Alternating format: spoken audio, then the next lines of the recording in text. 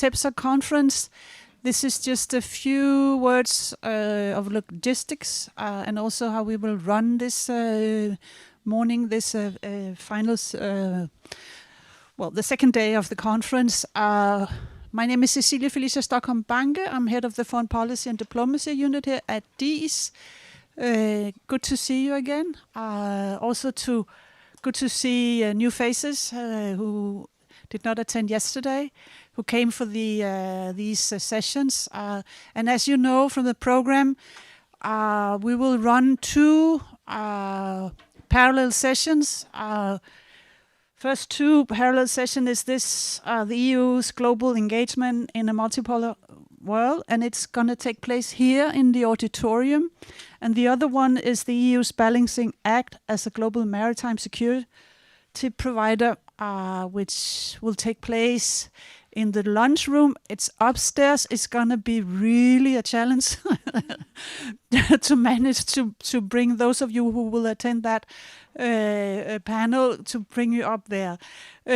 So this is just, this is just to say that those who will participate in this session, you will have to very soon, in a minute, you have to leave the room again, go towards the elevator, come back for the coffee break, which is 11:30, so you have an hour. Am I right, Andreas? He's not here.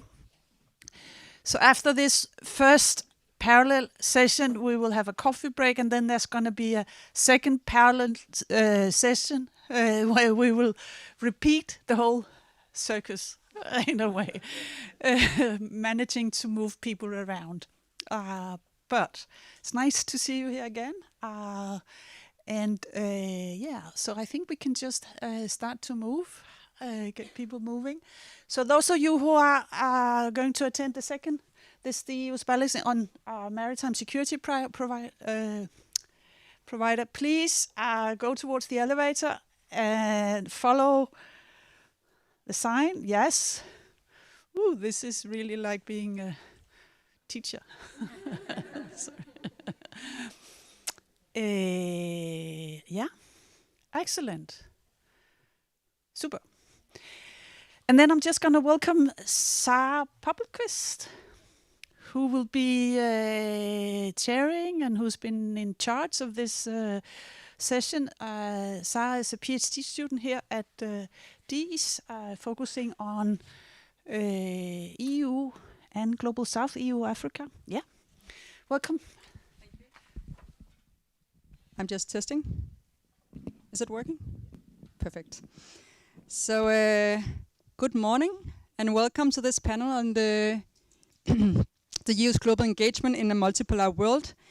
Yes, my name is Sarah Poppelqvist, and I will be moderating the panel today. And I've been looking very much forward to this, both because of the very distinguished panel that we will have, but also because the theme of this panel aligns perfectly with my research area here at DIIS, which is the global role of the European Union and the EU-Africa relations. So in this panel, we will zoom in on yet another aspects of the EU's external relations, which are challenging, and an aspect where the EU, to refer something that was said yesterday, just because not everyone was here yesterday, an area where the EU has might have woken up, but is definitely not out of bed and fully dressed yet. And that is the international partnerships. With Africa, yes, but also with other potential allies. Because in these times of growing multipolarity in the world, it is increasingly clear that all allies are up in the air. And all alliances are up in the air. And that places new and increased demands on the EU's geostrategic actions as well. As the minister stressed yesterday, it is imperative for Denmark that Europe is stronger and that Europe is playing a much larger role in the world. And at the same time, we see that the EU is moving surprisingly slow when it comes to establishing international partnerships. And the partnerships that we then see, in those one can certainly question the substance, as Richard also mentioned yesterday.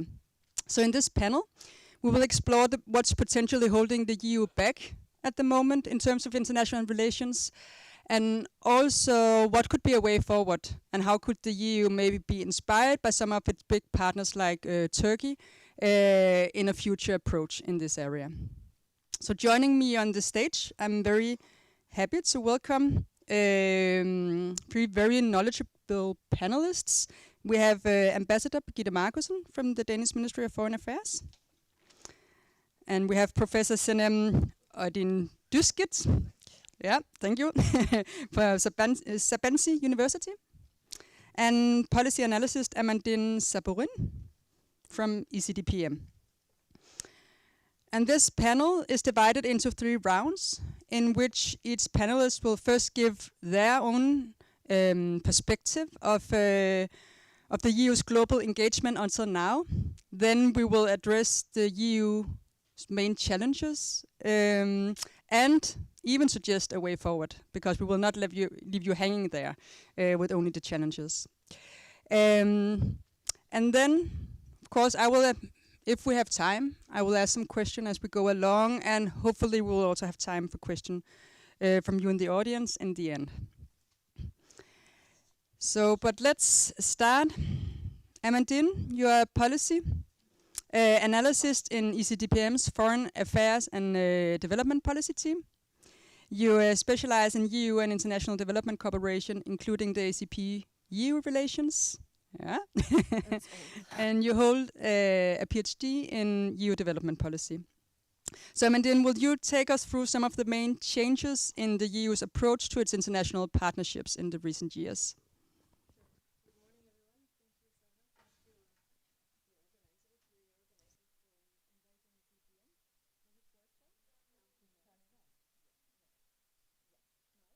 Does it work? No, still not. I think it works now. Yeah. Does it work? Good morning. Good morning. Yeah, perfect. So good morning, everyone, again. Thank you very much, Sarah, and also to the organizers for having ECDPM here this morning. We just before answering your question, just as ECDPM is not part of TEPSA, just wanted to say that we're a think and do tank based in Maastricht in the Netherlands and with an office in Brussels where I myself am based. So yeah, to start off to kick off the discussion on the changes of the EU's approach to international partnerships. Maybe the first general idea is to mention is that there is indeed a systemic change in the EU's approach since 2020-2021. The EU has set a new framework for international partnerships, as you might know, with a new strategy, the Global Gateway Strategy, that focuses a lot more on infrastructure, investments, aiming at raising investments from the resources from the private sector. Also with a new instrument, the Neighborhood Development International Cooperation Instrument, that brings a new way of working and addresses some big challenges. Actually, one of the big challenges to address multiple geographic and thematic areas at the same time, and then a new way of working together among the EU and the member states that is called the Team Europe approach. That all brings a more interest-driven, a more transactional approach, moving away from the traditional development cooperation way of working with partner countries. And one key element here to take into account seems to be how to find a way to reconcile what some researchers call the trilemma, basically reconcile the promotion of the values, the defense of the EU's interests, and the partnership and ownership priorities of the partners themselves. And this needs really to be taken into account when the EU speaks about renewing the relationship with partner countries and organizations. In addition to all that, we are aware of the big external drivers, but also the internal challenges that the EU is facing. So externally, of course, there is this unprecedented geopolitical instability since the COVID-19 crisis, with the ongoing wars in Ukraine and the Middle East. There is also an increasing, increasing global power rivalries and strategic competitions. And last but not least, maybe the Trump administration, the second administration of Trump, then that brings a lot of uncertainty regarding the future of international partnerships, but also of transatlantic partnerships, of course.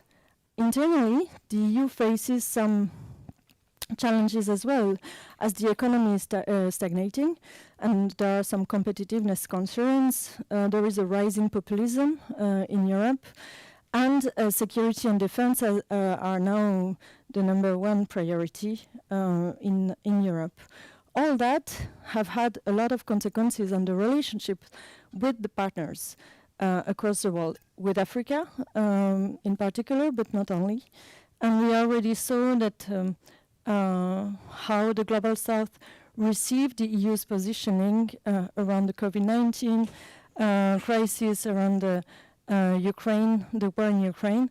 And now there is a lot of uncertainty on how this will evolve since the withdrawal or the turn taken in the US. So this all invites, I think the conclusion of this is that it invites the EU to rethink its priorities, really. Sorry. To when the EU is focusing on more inward-looking priorities, like competitiveness, migration, and security, there is a question of how to confirm the shift made in 2020, 2021 toward with the Global Gateway Strategy and a new instrument. Voilà.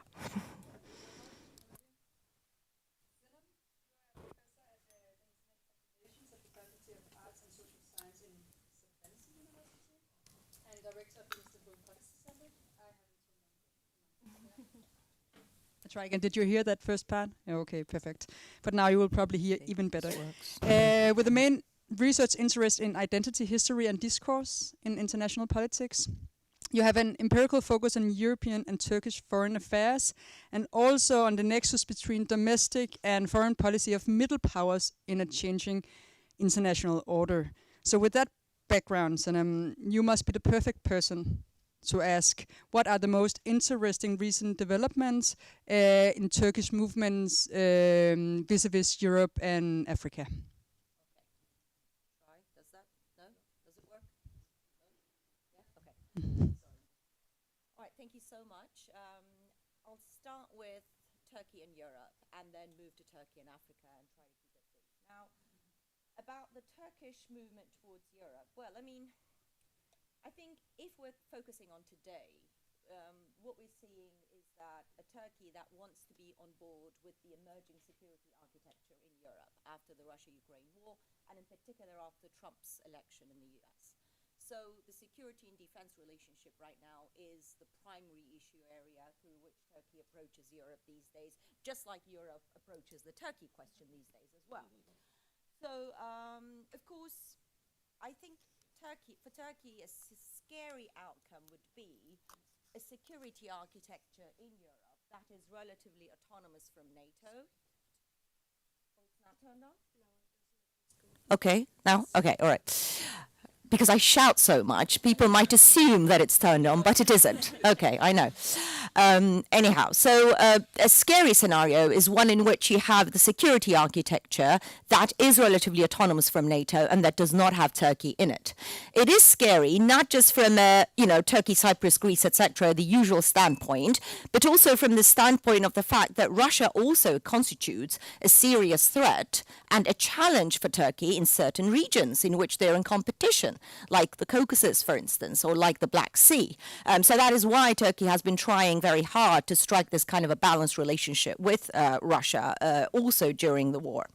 Now, and we've seen it in sort of Turkey's signaling efforts, right, to Europe, like it's willing to send peacekeeping troops to Ukraine, and, you know, it basically wants to take part in the new defense initiatives and the spendings, etc., etc. Now, that's the situation right there from a Turkish perspective. And I think Turkey also sees this new emerging context as an opportunity to remind Europe its membership prospects as well. So we have President Erdogan mention on a number of occasions, not just after the war, but also after Trump's election victory, that, you know, Turkey is actually a candidate country, that its, you know, its membership prospects should be taken seriously, and this and that. But of course, aside from all the debates that we've also discussed yesterday about, you know, EU public opinion towards enlargement and all that, those absorption capacity debates that we've had over decades, we have the big elephant in the room here, which is, of course, the state of Turkish democracy and human rights and the rule of law. And I think this is the huge elephant in the room that also constitutes a serious problem of mistrust between the two sides. And I think that is the big elephant in the room that prevents a lot, you know, much of the collaboration between Turkey and Europe that would be to the huge mutual interest of two sides. And not just from a security perspective, where you'll have selective engagement, but also from an economic perspective. I mean, we have a customs union agreement that needs to be really upgraded, and that would be to the benefit of both Europe and Turkey, and also in the current, you know, global trading environment in which we're talking about, you know, supply chains and about the emergence or the vitalization of the middle corridor. And amidst all these debates, I think this is a very important policy area to focus on, but we all know why it's not been, you know, revitalized, or at least negotiations have not started. The visa issue, for instance, that Turkish citizens have been facing, it's a major hurdle, it's growing, it's becoming a major issue. We don't have any progress on that as well. So again, defense initiatives. I mean, you know, you have this sort of news, we've talked about it yesterday, the safe loans, that Turkey cannot, you know, possibly take part in them, at least as of today, but perhaps through the back door with the partnerships between Turkish defense industries, which is a booming industry, by the way, that Europe could really benefit from, especially in the given context. But again, all of these are becoming kind of areas where you could have much more progress than you actually do, and they're remaining at a suboptimal level. And that has a lot to do with the state of the mistrust that is fueled a lot also by some of the previous Turkish foreign policy overtures, as well as the democracy problem in Turkey, which is growing by the day. Now, about the Africa question, of course, is a completely different story. It's hard for me to connect the two, by the way. But what we have is that we have a Turkey that has an important presence in Africa, and it's not new, right? It's had that presence, a growing presence in the last 2 decades or so. It has a military presence, you know, from Somalia to Libya to Chad, what have you. It has significantly expanded its economic presence, both through trade, where it grew like 10 times or so in the last 2 decades. Investment levels have gone up the roof. Turkey is a major provider of official development assistance globally as well. It consistently ranks in the top 10, etc. Some industries are particularly active in Africa, like, you know, construction sector. Now, of course, compared to Europe, if you look at it, try to connect it to the broader question of EU global activeness, and then, of course, I'll give the floor to our next speaker. Of course, it's still smaller in terms of the scale of its presence, given that Europe, in terms of scale, is much larger. But if you look at Turkey, I think one can argue that it created a kind of a niche space for itself in engaging with Africa and other parts of the global south by kind of delivering this fast, visible engagement, and also by emphasizing its non-colonial past and history, and thus sort of creating a separate space for its engagements and legitimizing that engagement also in relation to what Europe usually suffers from, and thus a colonial history and baggage. So I'll keep it at that for now, and we can come back to this conversation later maybe. Thank you. Thank you. Very interesting. I remember seeing a map of the Turkish embassy in Africa, and it's impressive. It's all over, right? Yeah. And I think that's something that maybe not everyone is aware of. Absolutely. Yeah. Our third panelist, Birgitte Markussen, newly appointed ambassador in Denmark and a Danish special representative for the Great Lakes and the Sahel. quite an an area to balance. Yes, returned to Denmark 2 years ago to be director in the Danish Ministry of Foreign Affairs. But before then, Birgitte was 7 years in the External Action Service, 3 of them as a EU ambassador to the African Union. And you also have been an ambassador in Burkina Faso. So I think it's safe to say that you're very experienced and have a quite extensive knowledge on the EU-Africa relations. So Birgitte, based on that experience, how has Africa and maybe the African Union's perspectives of EU changed over time? Thank you very much. I hope it's working. The mic. Yeah, and good morning, everyone. I have got 5 points that I want to share with you on this question about the, yeah. Is it on? Yeah. Yeah, det mener jeg har. Think so. I can try. I think it's on. If not, I have to shout up. 1, 2, 3. Yeah. All right. So what I want to say before I start my 5 points, 2 things. When you look at politics in Africa, it's global. What happens in Ukraine, what happens in the US, what happens elsewhere has an impact. And that's the other disclaimer, or the other intro I want to give is when we go into relationships with Africa, being Europeans, there's a history, and we need to recognize that. And I think that's just very important. It gives closeness, but it also gives a history that we need to have in the back of our minds. 5 issues that have impacted and changed the perceptions.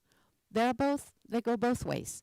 But the first time in newer times would really, I would look at the COVID-19, the corona crisis. There we know that Europe had problems of getting masks enough, getting ventilators and so on, and that solidarity and that we came a bit late in terms of some Africans, that was important. We have speeded up. I would say EU got out of bed quite quickly. Not only waking up, but got out of bed, because in less than a year there was actually vaccine productions in Africa in 4 places. And that's sometimes, having worked 4 years in the EU, I have really sometimes, it moves very, very fast. We can come back to the other challenges. My second point is Ukraine. I was myself based in Addis Ababa. I had to reach out to all. Addis Ababa in African politics is like Brussels. It's where you have the African Union, and I was ambassador for the EU to the African Union. So I had, with pleasure, talking with all my African colleagues. They are very knowledgeable, of course. There, they said, one thing is it was a dividing issue on the continent. There were really countries speaking up in the Security Council, for instance, Kenya, very famous speech now on sovereignty. Because the history of Africa is very much into respecting the borders that came into place also historically, but they respected them, because if not, it would have created a lot of problems. Secondly, they just didn't want to be seen to take side in a situation where they knew this was big power games. So, and then they also thought that there were some double standards from the EU side in terms of how we approached other issues of sovereignty. And that brings me to the third issue, which is Ukraine.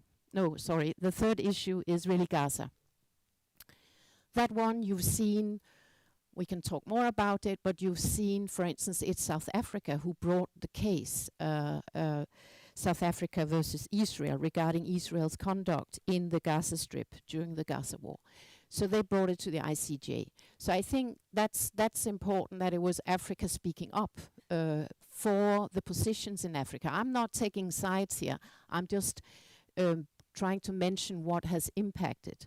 The fourth issue is, as other speakers on the panel, the US administration, the new administration. I think that has, you saw the South African president in Washington just this week. They are very good politicians and so on, but it creates a new setting, not only just because on the humanitarian situations where you see US aid funding being dramatically reduced, but which leads me to the fifth point, which is really what we saw also this week, there was the third EU-AU ministerial in Brussels between the European Union and the African Union. So what this creates at the moment is a perception, coming back to the perception, of the EU to be a predictable partner. And what I've been in many negotiations of text between the European Union and the African Union, and what I saw with a lot of pleasure was, for instance, to see there was a text mentioning Ukraine, which has been an issue, but there was a text there bringing in and guided by the Charter of the UN, those principles uniting, and the solution found was not only to mention Ukraine, but also other situations like Palestine, like South Sudan, like Sudan, DRC, and Sahel. That I will stop there with those 5 points. Thanks. Thank you so much, Birgitte. And we'll certainly return to some of them later in this discussion. I think they will be cross-cutting, and especially also maybe for the next question, which is for all of you. But Senem, you will start. Which are what are some of the main challenges for the EU's global engagement today?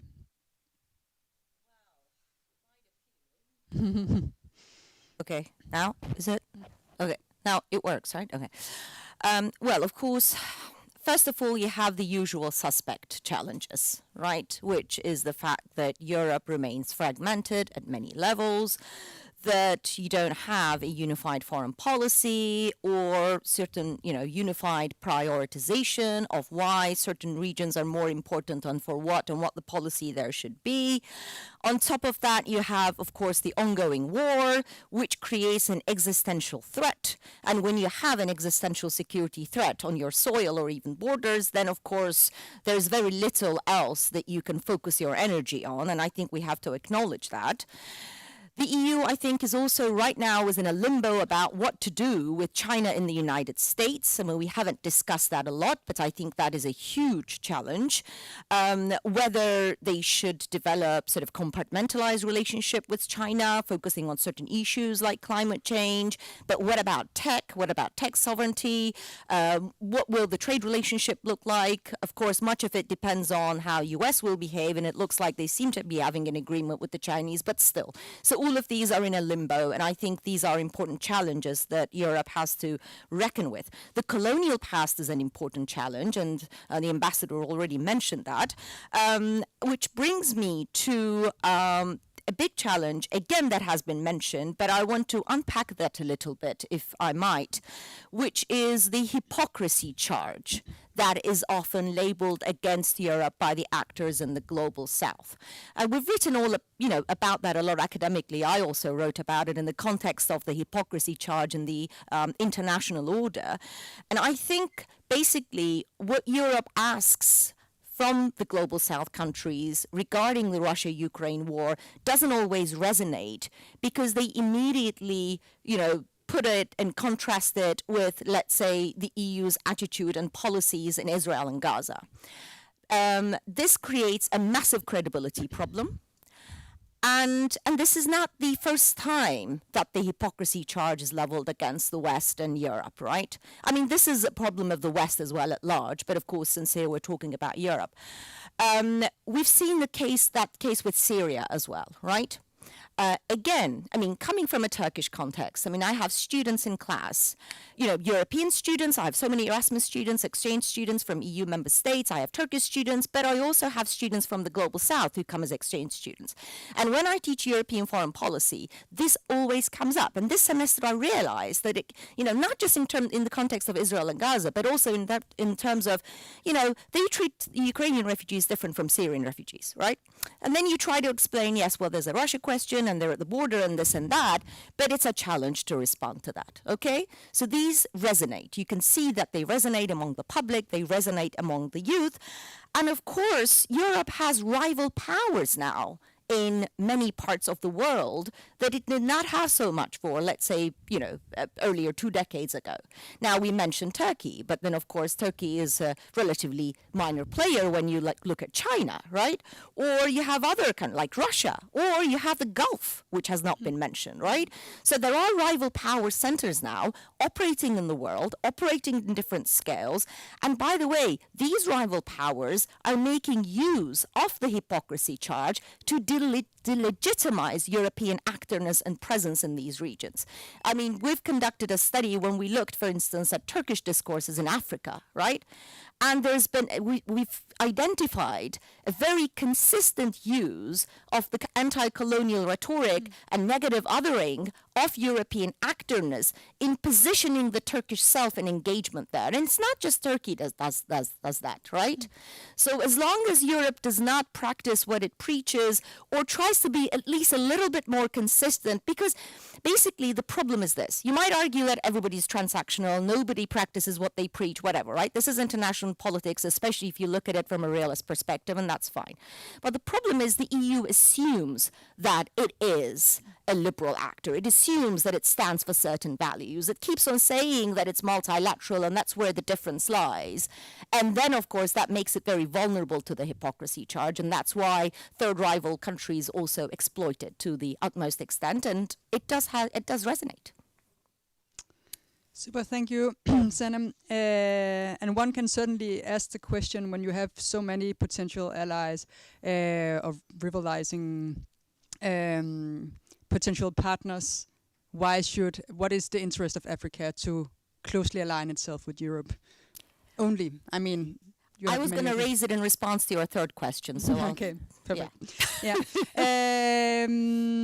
Amandine, do you agree on these challenges?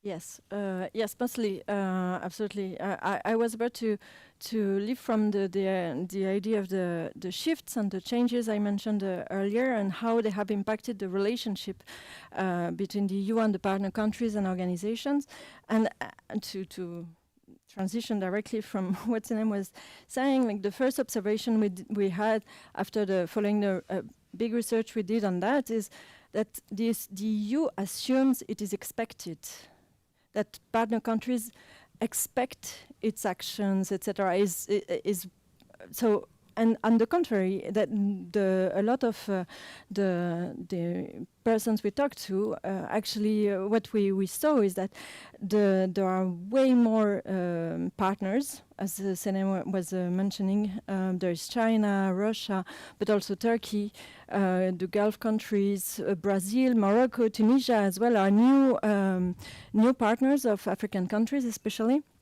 and Europe is one among other partners. In some cases, it's not even the most preferred partner. So the question is, how does the EU take it, actually? And we saw that with the Global Gateway Strategy in a very competitive way. Like, and the point I wanted to raise for this, to answer your question, was maybe there is a need to rethink the partnership dimension, because there is really a large spectrum of relationship with the third countries and organizations, and there is a need to clarify the priorities and the way we want to engage with the partners, and the way we want to be friends, allies, be in coalitions, etc.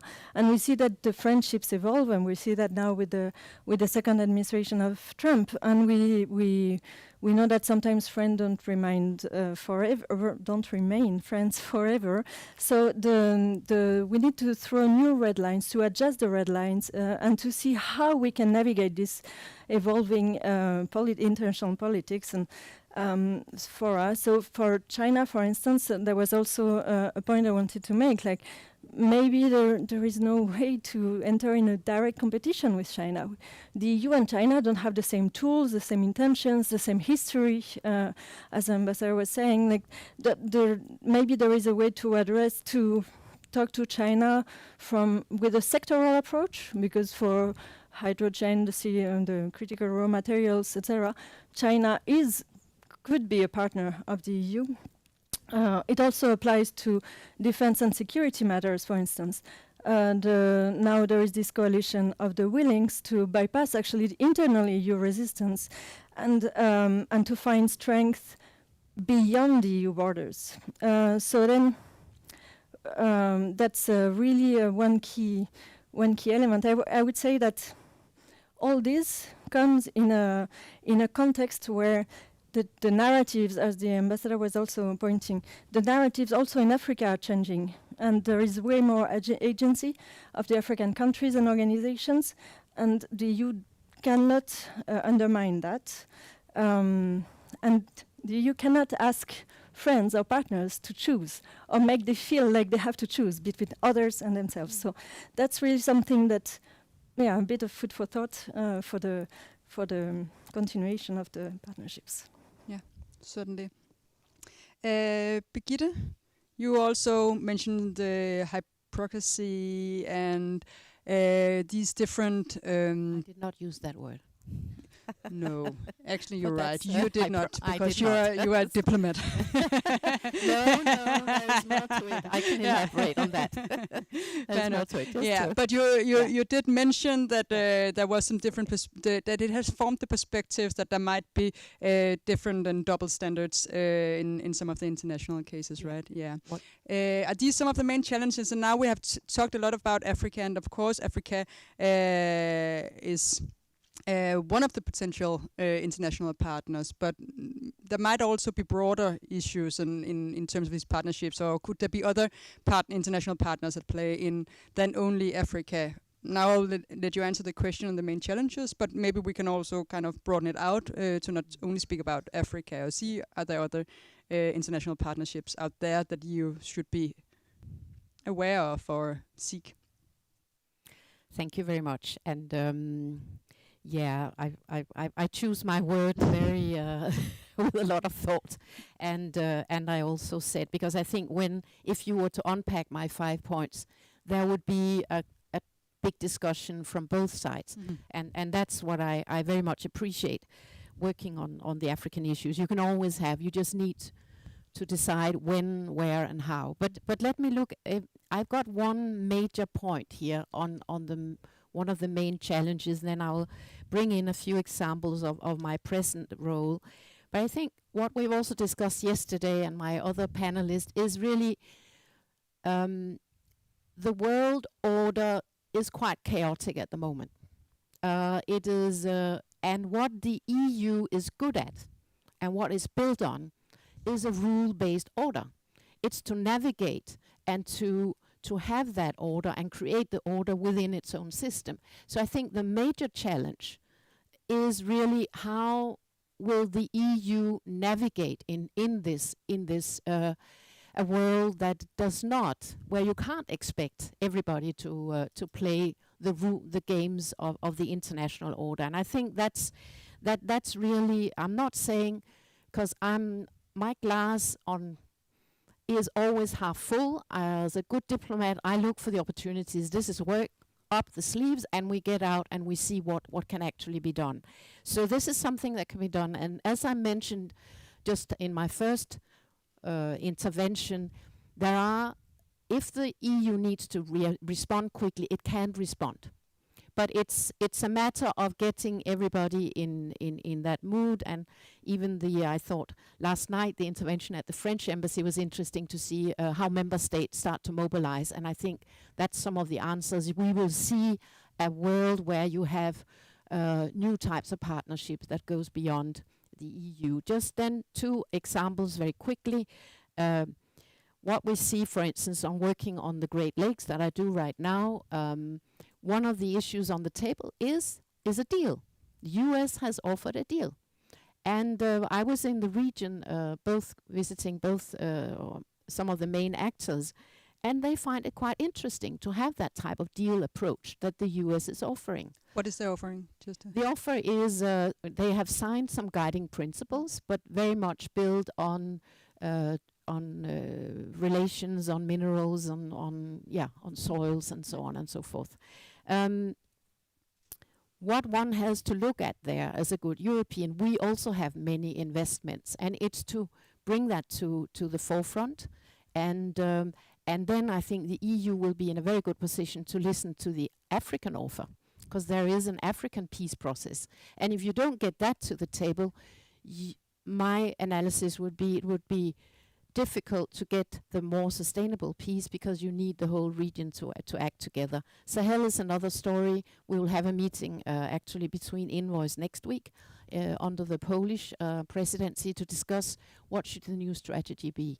Because there are definitely some geopolitics at play, and EU will have to reconsider. But I think my main conclusion is really that we have a chaotic world order at the moment, and we need to look at the EU how to play that game, and we need the European Union to look beyond its own continent. Because I think that's really because to be a global player, we need to look beyond as European Union. Thanks. Yeah, thank you. What I think is kind of going across your answers is this issue of the EU being rule-based, but also driven by or traditionally having values as a guiding for the international partnership and for engagement, also in terms of enlargement, right? I mean, then you said, okay, we have this triangle now, or we have these three different issues that we have to balance, which is the EU's value, which might be what we used to guide our approach towards. Then we have the EU interest, which is increasingly then maybe coming up.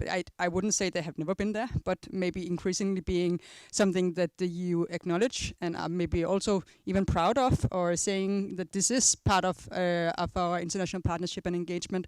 And then there is this ownership of the partner countries, the other ones, the ones that we actually want to partner with. What are their interests in this? And maybe that last part has been an issue where the EU has not always listened so much to what is actually on the agenda and interest of the people that we want to, or the countries we want to partner with. What is actually going on over there with the friends that we want to make? What are their interest and concerns in the world right now? You gave the example of a peace process, but are there other kind of ways that you could see how could EU maybe be more, now we're moving a bit into also solutions, but how could the EU be a bit more sensitive to actually listen to what is on the table and in the interest of the partners that we want to engage with? Thank you. And it's not just for you; it's all of you can jump in if you. Yeah. No, thanks a lot for this question. Indeed, that the one of the so I said earlier we did some research on how those shifts, those changes, landed at country level, at partner country level. So we focused a lot on Africa for this research, and we in some countries the main problem that was pointed out was a communication issue. There was no communication of those changes. And some of the changes were felt from the European side as it's very internal to the EU, it's the way the EU works, so it doesn't have to be communicated. Although from the African perspective, it does change a lot in terms of predictability, in terms of ownership of the programs. Before, in the previous system, actually the partner countries were co-managing the funds, which they are not anymore. So it's a bit nitty-gritty details and very practical details, but they have an impact on the trust, and you cannot be friends if the trust is broken. So it was really felt hard by some countries, especially where the EU development assistance was very much central in the development process of the countries, like they were very dependent on that. But I think it's evolving. That research was done 2 years ago, and the changes were very recent. And since then, there have been, the EU has realized it first, I think, and there have been a lot more discussions, engagement with the partner countries and organizations. And we can see that with the results of the EU-AU ministerial this week. Everyone says that the atmosphere was very warm, pleasant. Also the three main priorities that came out, like the economy, work on the blue and green economy together, peace, security, and also multilateralism. And maybe that's where the EU has an added value, because I think that the EU as a global actor is still looking for its added value. Of course, it does a lot of things. It is good at promoting a lot of interests, values, etc. But where is it now? As you said, Ambassador, there is this need to rethink, reshape the multilateralism, and I think the ministerial showed, among other things, that African partners would support that, a stronger role of the EU in shaping that. Sorry, but to define what the EU wants, I think it's key, and that will probably be one key challenge for the presidency also. Yeah, define what the EU wants, but maybe also listen to what the partner want. But I think we have an issue where both are up in the air, right? Absolutely, but for once, like for the ministerial, apparently there was, the summit has been postponed and postponed, and the ministerial is preparing the upcoming summit in the fall, and the impression from the African side is to be listened for once.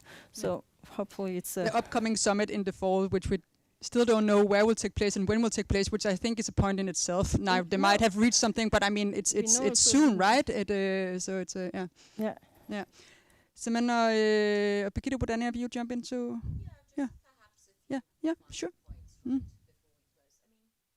We're not closing now. We haven't even talked about the solutions yet. So, yes, challenges. Yes, yeah. Well, I think first of all, I'm just going to make 3 points about the way forward, maybe how we can think beyond where we are. Before all of this global engagement business, I think first of all, Europe has to put its house in order. Really, that should be a priority, because without putting your house in order, it would be very difficult to successfully and effectively engage with the rest of the world. And we've been discussing that to some extent yesterday as well, right? The things that need to be done. It's got pretty straightforward. Okay. I'm so sorry, I'm terrible at this. So yeah, putting your house in order, as I said, that's the first thing that needs to be done. And yes, we've been discussing that. So first of all, there's a defense issue, of course, that needs to be dealt with, the Ukraine issue, Russia question. I think one of the key issues there that need to be dealt with, and I think Denmark could be well positioned to do this, is to work out the arrangements with NATO, right, in terms of capabilities and, division of labor, etc., in defense, which I think is going to be crucially important, because otherwise, Ian talked about it yesterday, Europe might have to wait at least a decade before it develops those capabilities. So that is going to be crucial. The competitiveness agenda, sustainability agenda, there's a very fine line to tread between competitiveness and sustainability, and that is a big challenge anyway. So I think those are some critical issues that the EU would have to deal with at home. And then beyond that, when it looks outside, to see where, and focus a little bit, where and why it wants to project power. Right? Because you cannot project power to the same extent everywhere. And in some places, you have to work with partners, right? In Asia Pacific, you might have to partner up with some other countries, for instance.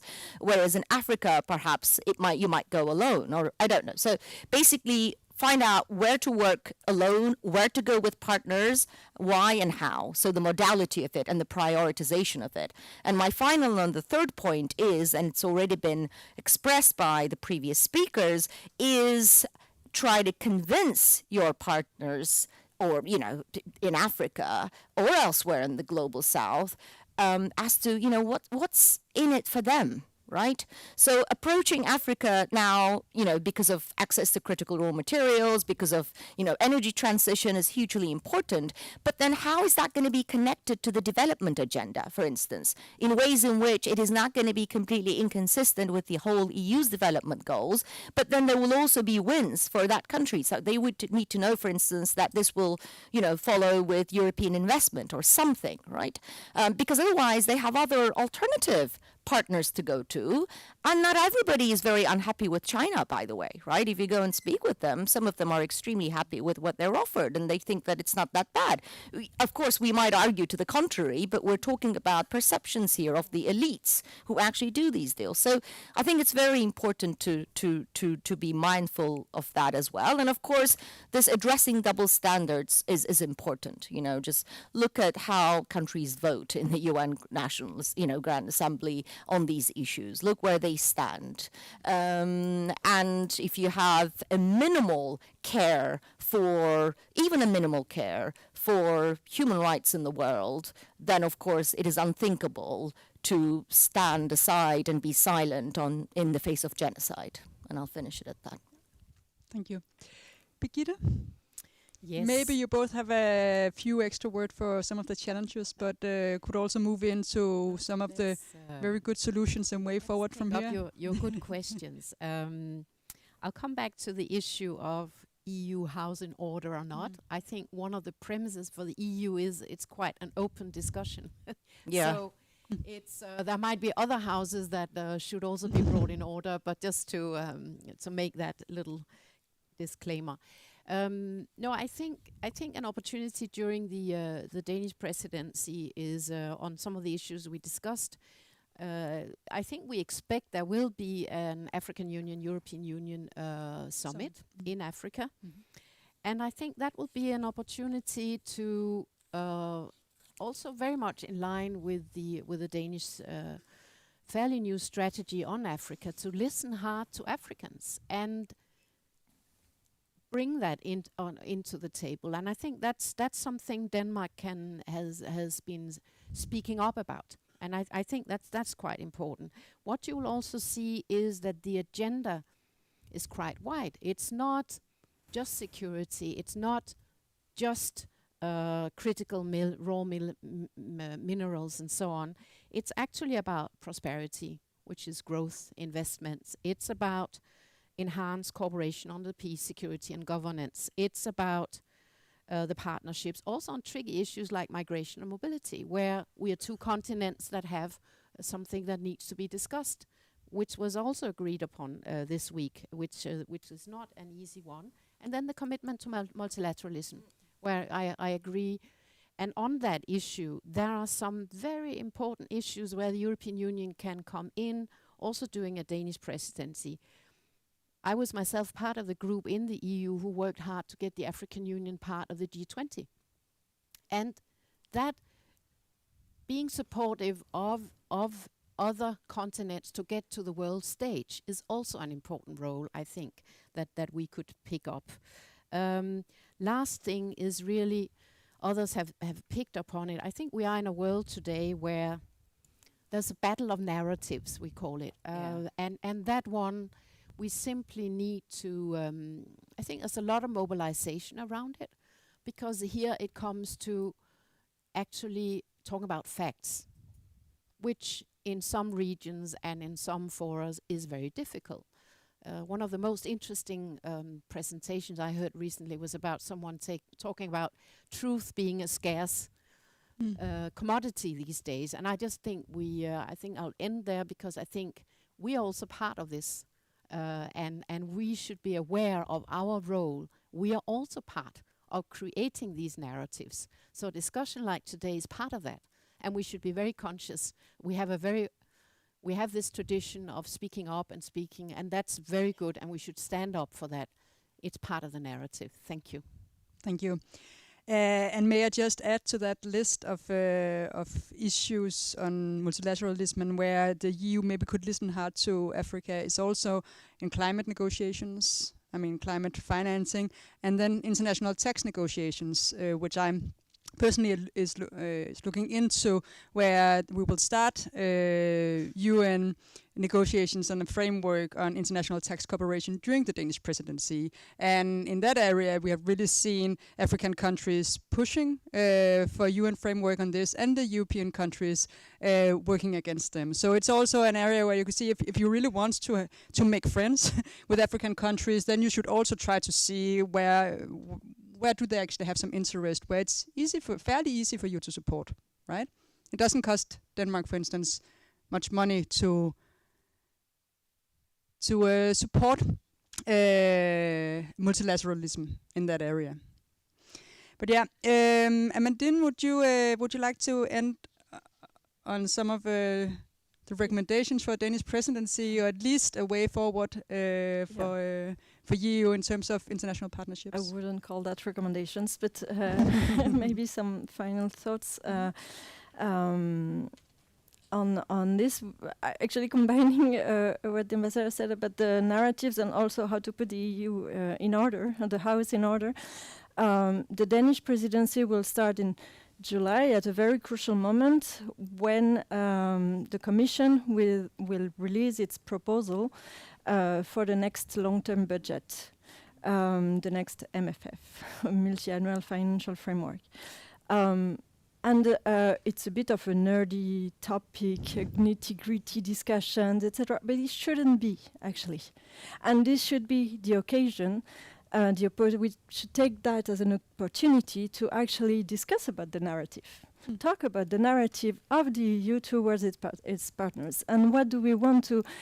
Before talking about the how, about the budget, we need to talk about the where we're going to and why are we going there.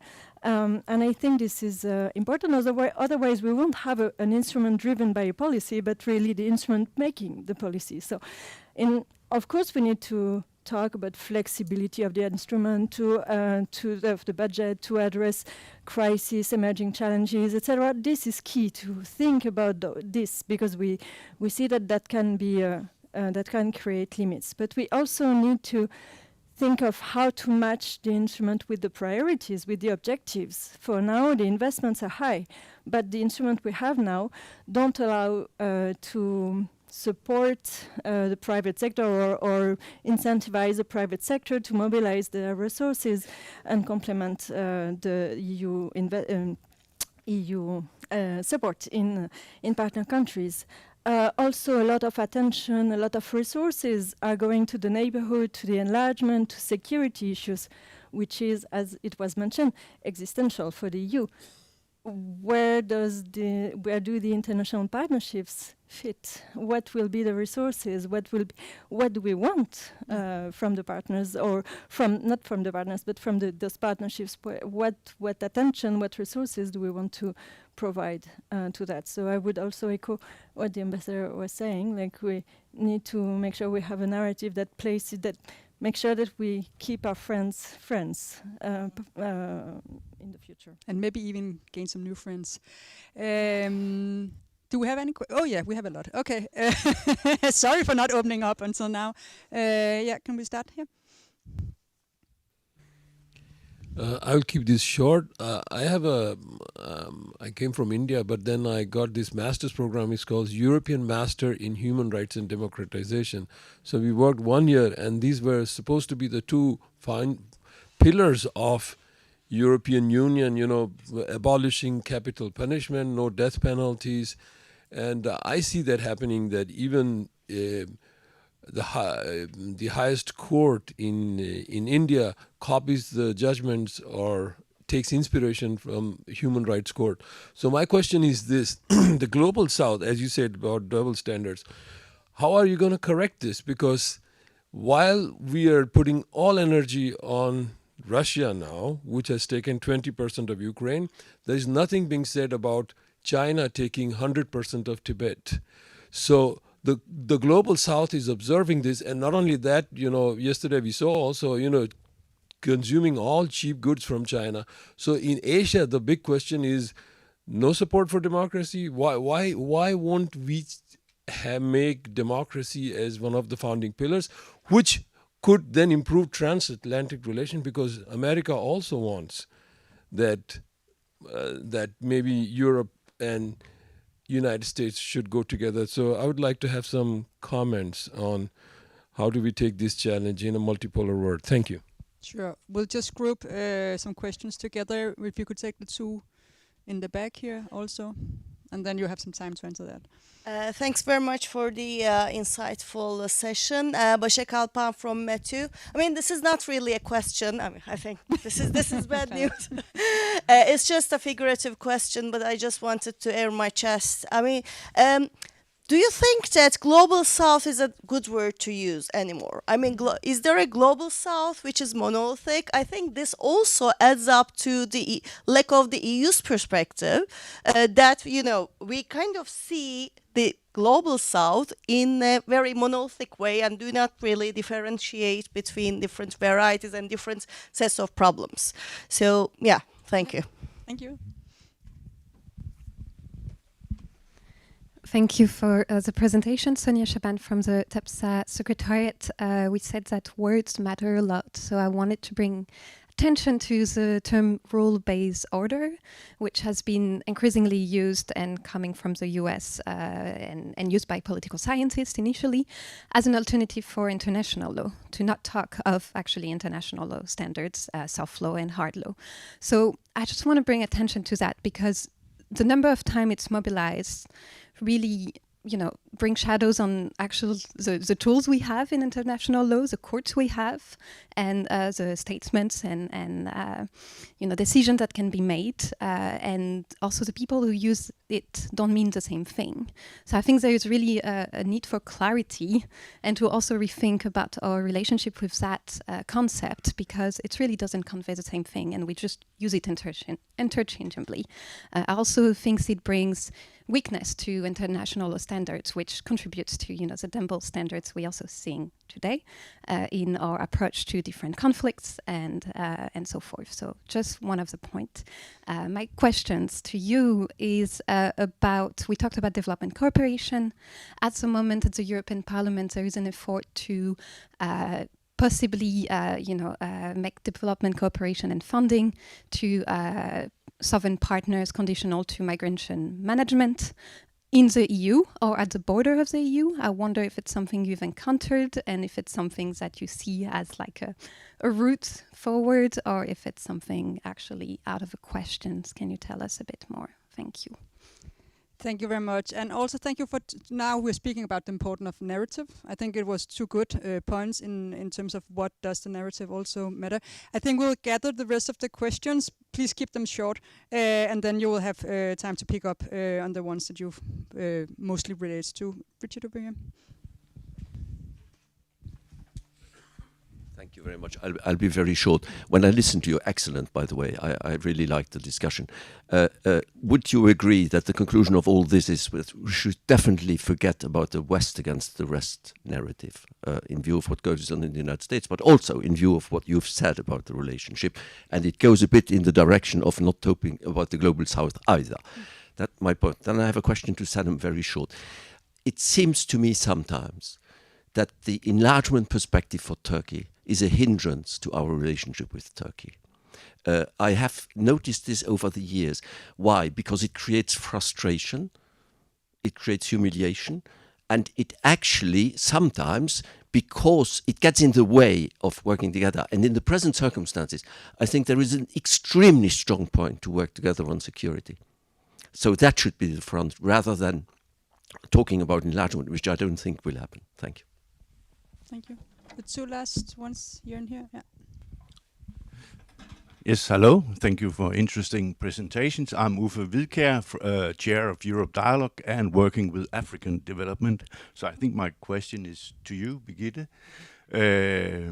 Africa's role in the world, AU as member of G20, South Africa has a G20 presidency right now. And also should Africa have a permanent seat in the UN Security Council in some way? And when you are dealing with Africa, I've been, for example, to Kenya 8 times, talking a lot about tribes, actually. Tribal issues, for example, in Kenya. I'm a Luo, so I vote for the Luo president candidate. So how to deal with like tribal issues. You're not used to do that in Europe, for example. Thank you. Sorry? Okay, yeah. And the last question over here.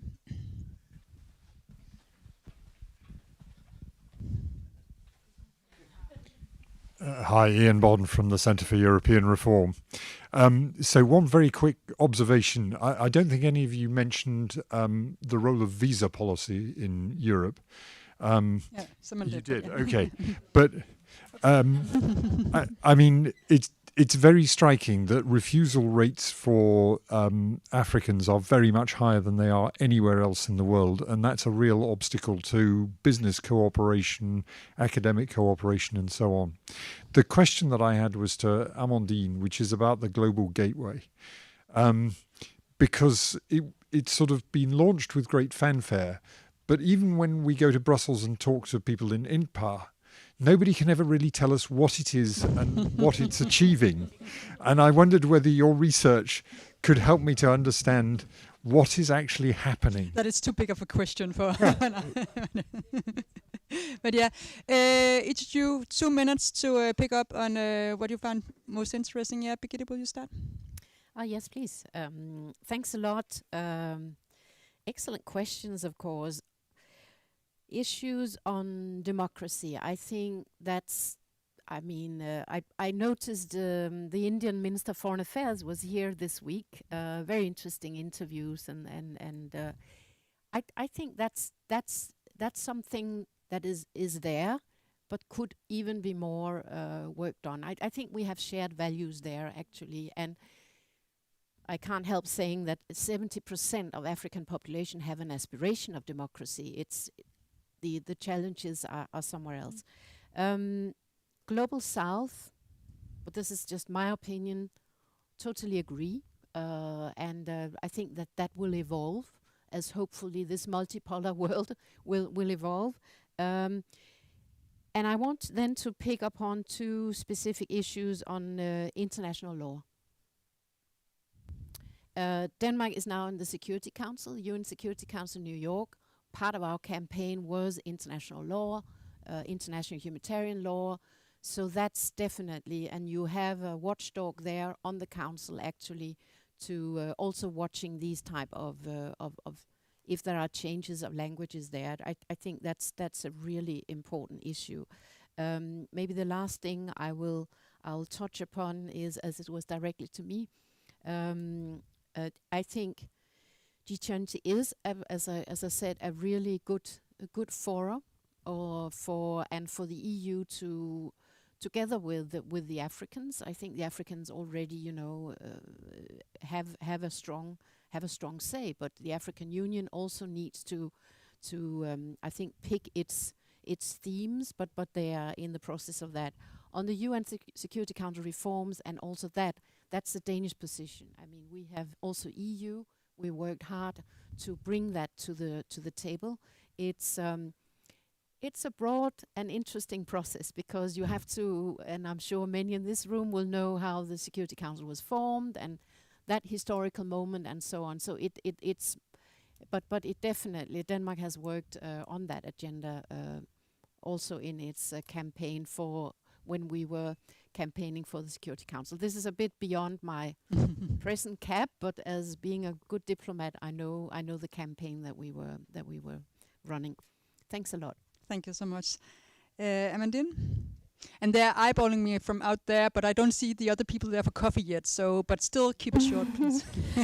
Okay, no pressure. Thank you very much for all the questions. I will start with the one on the European Parliament.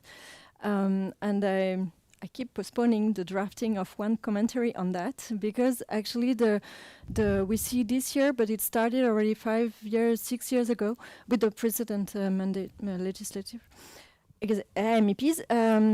There is a shift of narrative there too, and this year it's really stronger, because there is one more group of far right MEPs, etc., and also because of the alliances within the Parliament, within the DV committee, for instance, the EPP group allied with the 2 far rights, the ECR and the Patriots, for the opinion of the budget, which indeed opened the door quite wide open, the door to conditionality of migration and border management. Also on economic interests, but this is indeed something new from the Parliament, who is traditionally kind of the safeguarding of the traditional development cooperation, sustainable development, human development approach, etc. Now I have 30 seconds to explain what the Global Gateway Strategy is about. I think you need to take that over coffee. Yeah, exactly. No, but I just wanted to say that the Global Gateway Strategy puts investments and infrastructure first, and that's really key. And that is, I make the link with the, also for the discussion during coffee, with the democracy support question, because actually that overshadows all the support that has been very key for the European Development Cooperation so far on democracy, human rights, governance, politically and more financially. So very interested to talk about it because those are two topics I work daily on. So super. Just a few words on the Global Gateway, and then there are actually at least 10 transport corridors across Africa where the Global Gateway is investing. So just to, I'll be happy to share a map and we'll get one from the European Union. Super. I'll stop there. Yeah, super. Sanam, the last. I'm going to start with Ian's comment and then move on to Jim's question because I think they're connected. Now, the visa issue is not just an issue regarding EU's relations with Africa. It's even an issue with EU's relations with Turkey, as I tried to make out, because visa rejection rates right now for Turkish citizens are at a record high, and students cannot visit. Exchange students cannot go, university students cannot go. They have to wait for months and months and months, and mostly they're rejected without any reason, and it's absolutely horrendous. And the reason for that, the EU officials tell us that that's because asylum requests from Turkey has gone up a lot. Now, why is that happening? Because of the way in which the country is governed, because of democracy, rule of law, bad management of the economy, all of it, right? That young people or others don't see a future in themselves increasingly, as also demonstrated in the recent protests since March. Now, and that's connected to an enlargement policy gone wrong. And there I'm going to respond to Jim's question. Now, but I will respond to it in a different way, because I think what a risk that Europe is facing today with other enlargement countries in the queue is what happened with Turkey. That is losing the countries on the way, right? Because for good or bad, Turkey has made important strides in democratic reform during those times that enlargement policy was relatively credible and things were moving in the right direction, right? And they could have moved in that direction and we could be having a completely different conversation right now. But we're not, right?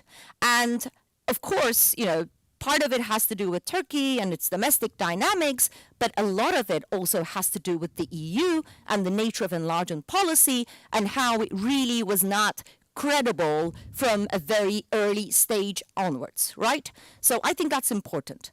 Now, the big question there, of course, is perhaps the EU should rethink about this enlargement policy in ways in which it's not going to lose others along the road, right? And perhaps even include Turkey in the fold, which is why I think it's still important to even on paper have Turkey as an enlargement country. Because if you don't, then you're assuming that this government will be here forever, which I personally very much doubt.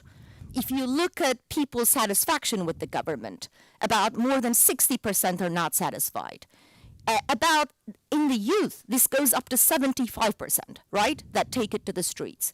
So it's very difficult for a country not to change, right, in the medium run at least, while all of this is happening. And a country like Turkey that doesn't have natural resources, et cetera, and all the other factors that we can discuss, right? So I think we should think of it in the longer haul because, and that's going to be my final words, I don't think you can have meaningful security cooperation with a country whose foreign policy largely hinges on the requirements of regime security. And that's what Turkish foreign policy today is built on, because it can be volatile, because it relies on transactional personal relationship with other autocrats, right? And that is precisely the reason why EU today is engaging in selective security cooperation with Turkey, and it doesn't trust it. So if you remove enlargement from the queue, from the picture, I don't think things will get better. I think, in fact, just the opposite should happen. The EU should resort more to a democracy agenda if it wants to make the most out of its relationship with Turkey, and in the longer run, right? And by the way, to be fair, I think we have to stop all here. right. And I think, but this is an important point. Yeah. Okay. Yeah, there is also something there for the coffee break, which will now, due to my poor time management, be extremely short for you. And I'm sorry about that. But please join me to thank you, the panel. Thank you. And have a nice break. Thank you. My name is Luke Patey. I'm a senior researcher at the Danish Institute for International Studies in the Foreign Policy and Diplomacy group. So we're really happy to have this panel. Sure, it's not working so well.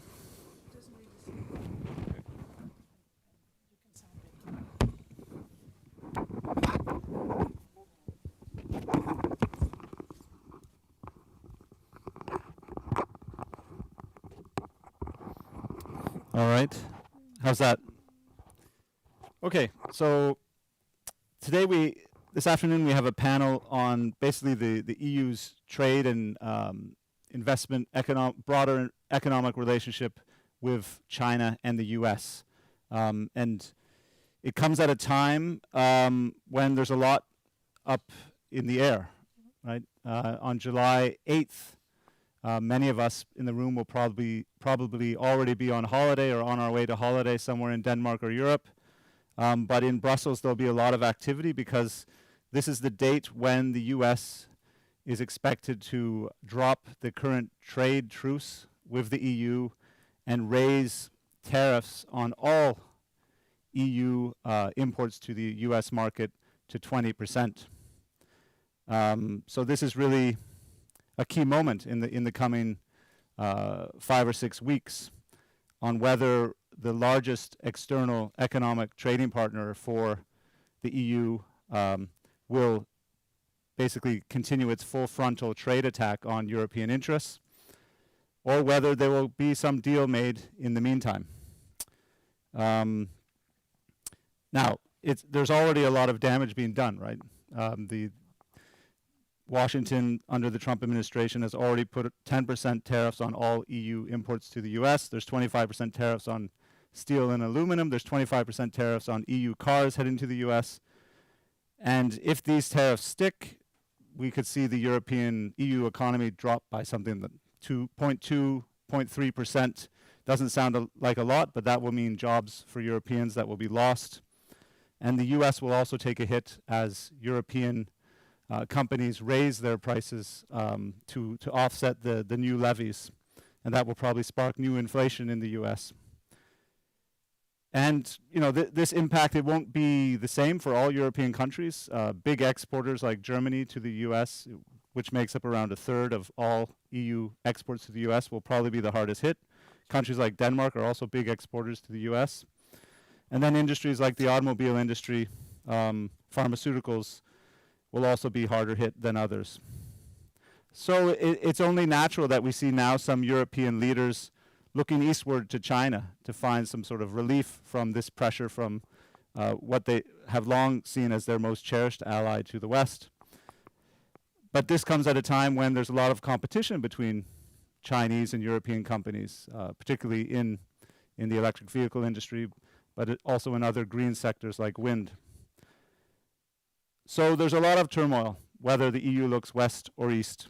And it begs the question on how EU leaders should respond to what is a very complicated relationship with their two largest external economic partners. And we'll do our utmost in the next hour or so to answer some of these questions, or at least to take a deeper look.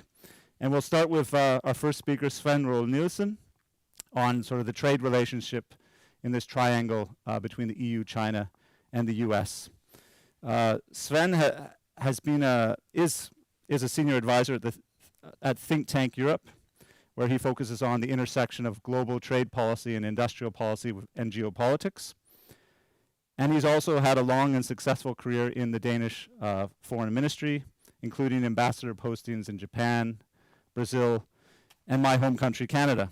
And I won't get into the results of last night's hockey game. But I may have to, I'll have a truce on that for 90 days, just like the US. So after Sven is done speaking, we have Seamus Allen. Seamus will talk to us about the digital competitiveness and sovereignty of the EU. He's a researcher at the Institute of International and European Affairs in Dublin, where he specializes in digital policy. He's also worked at the Central Bank of Ireland as part of their consumer protection policy team. So I'll hand it over to you, Sven, to take us forward.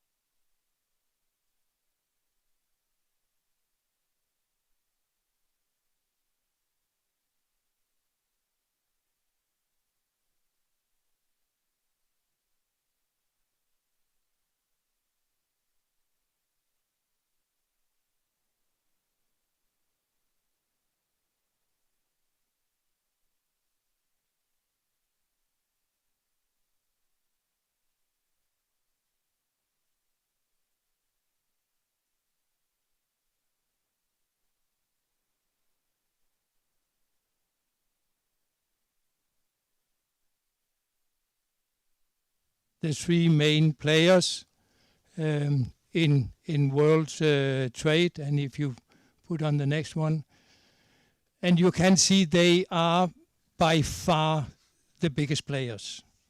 So if it is not working between those three huge players, it has enormous repercussions for the rest of the trading world. So they are the three to watch in the coming months and also the coming years. I'll try to look at EU relation to each of them, and in the back of the head is also the EU competition, which is determined very much on the internal markets, which I will not touch upon, but it is an important part of it, and it is happening right now. We have just received the Commission's proposal for the first batch of changes, regulations in the internal market. But it is also very much dependent on how EU can organize its external trade. But let's first look at what, in my view, is the key issues when it comes to China. I'm one of the persons who believe that we need in EU to keep trade moving with China. We are in a de-risk, but we are not in a decoupling mode. And the situation in US have made it even more necessary that EU also have access and good access to trade relations with China. We cannot afford to lose huge market shares in the two biggest other markets in the world. But we have to do it the right way. And what is the right way then? First of all, we have to acknowledge that there are strategic areas where we have to be very cautious on our dependence on China. I'm not looking back to the days where we just were investing, buying, not reflecting on the security of the supply chains and being far too dependent on China. We have to change that situation. The first area where we have to be very cautious, and I will almost say coming to the point where we close for trading, that is for military products and also dual-use products that can be used both in the civil production and in the military production. Now, this area of dual use is becoming a fairly big gray area. So it's not nitty-gritty small chips anymore. It's much more broad in that spectrum. So that has an impact on us. And the war in Ukraine and the cooperation between China and Russia, where the military equipment and dual-use equipment that we export to China will very quickly go through Russia and their military production and end up in the battlefield in Ukraine. that makes it even more necessary that we have a strong policy on those type of products. Then we have built up quite a toolbox of instruments in EU over the last 2 to 3 years.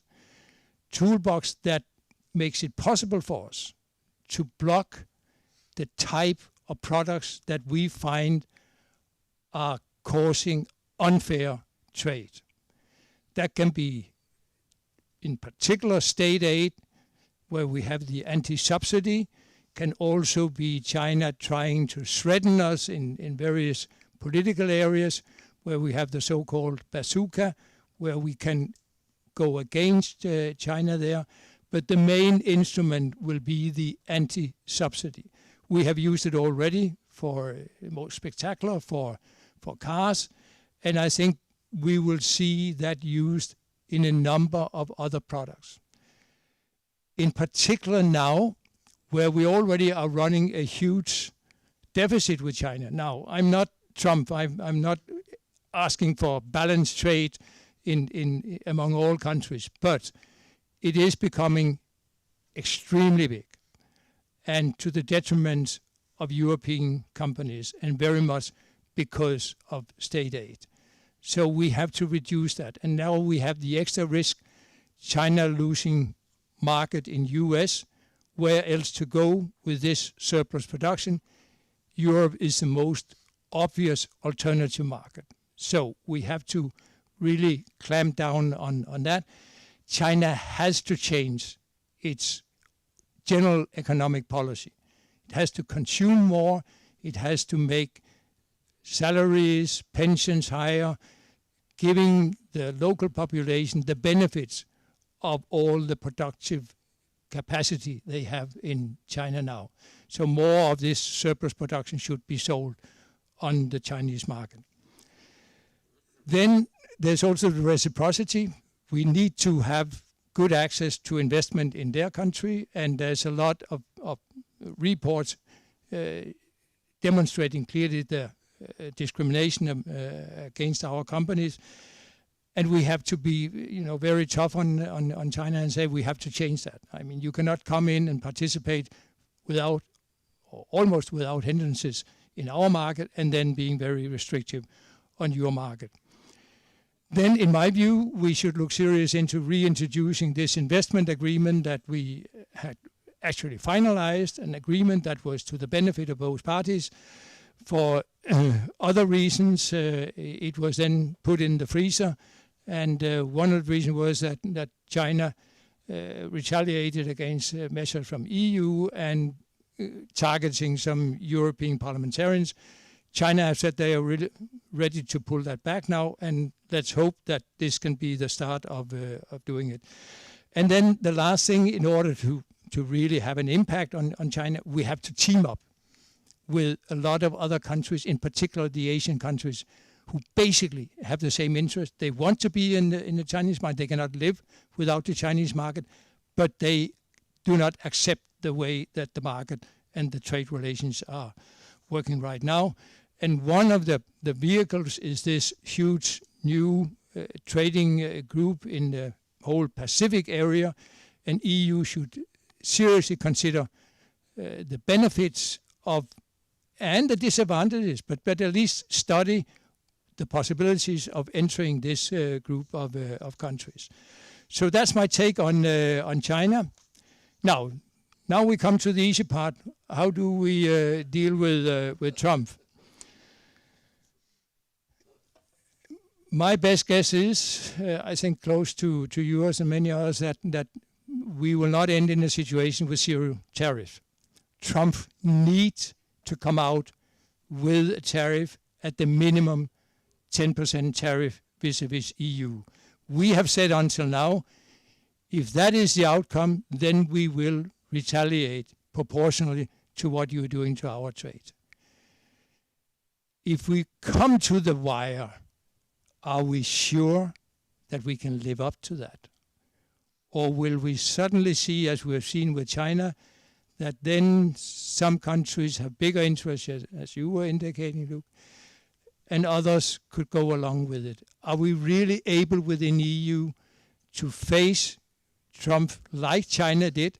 Because if we retaliate by 10%, he will raise it to 20%, then we raise it to 20%, and then China could do that. I doubt whether EU can do it. But on the other hand, if we don't retaliate on the 10%, we lose all credibility.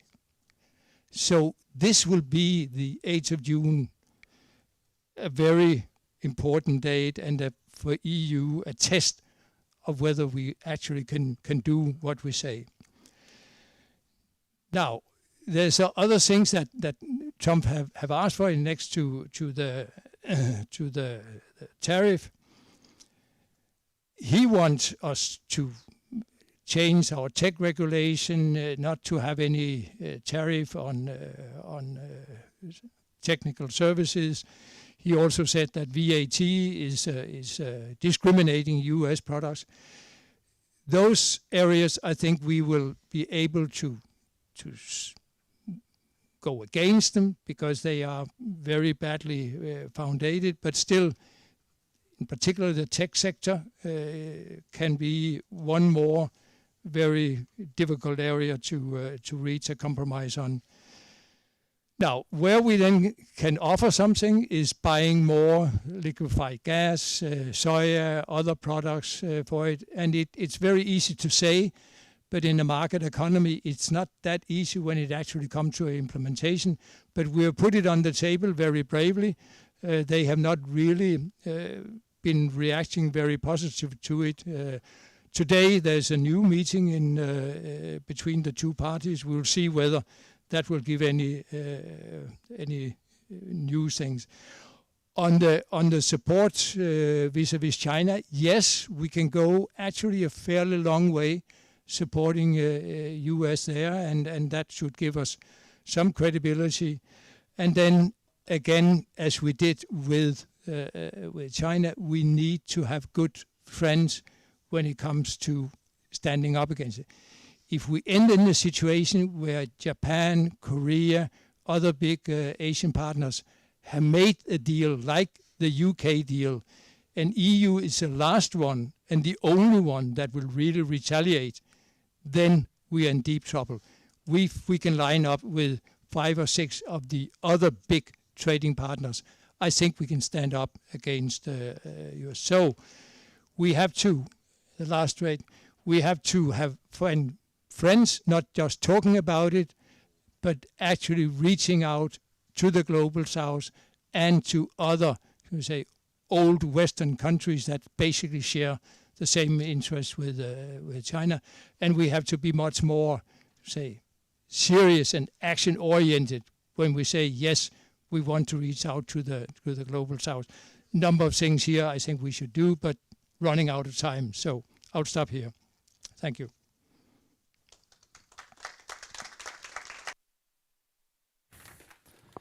Thanks very much, Sven.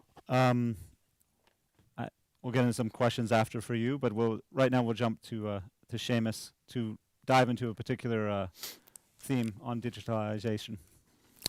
Yeah, can you all hear me? Thank you so much for being here. Thank you so much to TEPSA and DIIS for the invitation. And I'm going to talk about one of these strategic sectors that Sven mentioned. So this presentation is based on a short paper I wrote for the TEPSA recommendations to the Danish Presidency. So you can read that piece if you want. And I'm working on a longer paper on the same theme here.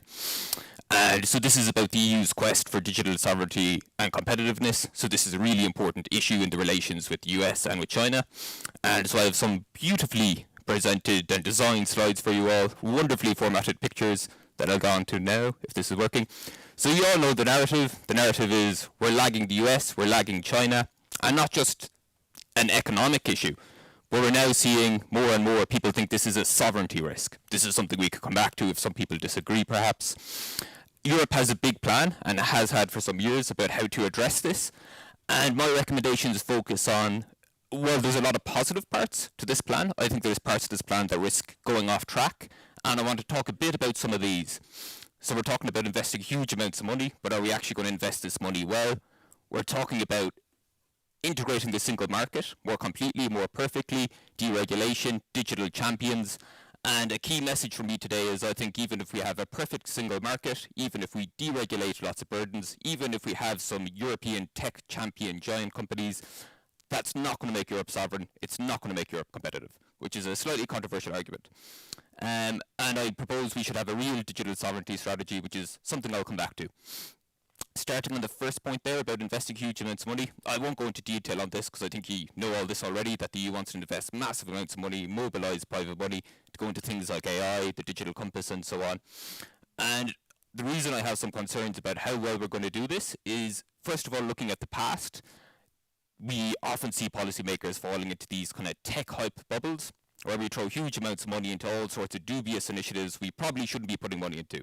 Some of the examples I'd give are the metaverse, blockchain, for example. They have their place, but some of the EU programs I think shouldn't have been there in the first place. And there's things where I think we should be investing money that actually are important. Some people may disagree, search engines, cloud, for example. But some of these projects haven't seen the success that they were supposed to have, and there are some famous failures. So we need to learn from that, I think. And in some cases, the Commission or other policymakers come out with these targets that don't seem really justifiable. So why does the EU need to produce 20% of the world's semiconductors? I think semiconductors are really important. I think there's real sovereignty risks there, but I'm not sure why it needs to be 20% for a variety of reasons. And having certain percentage targets for businesses using AI. There's lots and lots of so-called AI applications that are ridiculously overhyped, that don't have the real value people think they do. So why is it a good thing to have a certain percentage of businesses using them as we wanted the digital compass? So very tentatively, I'm just going to outline the idea that we should have new strategic guidelines on digital investments. And some of the things I think that should be part of this is we should make sure we're not investing in tech uptake for the mere sake of tech uptake, because I think this has been a problem in the past and some of the examples I provided.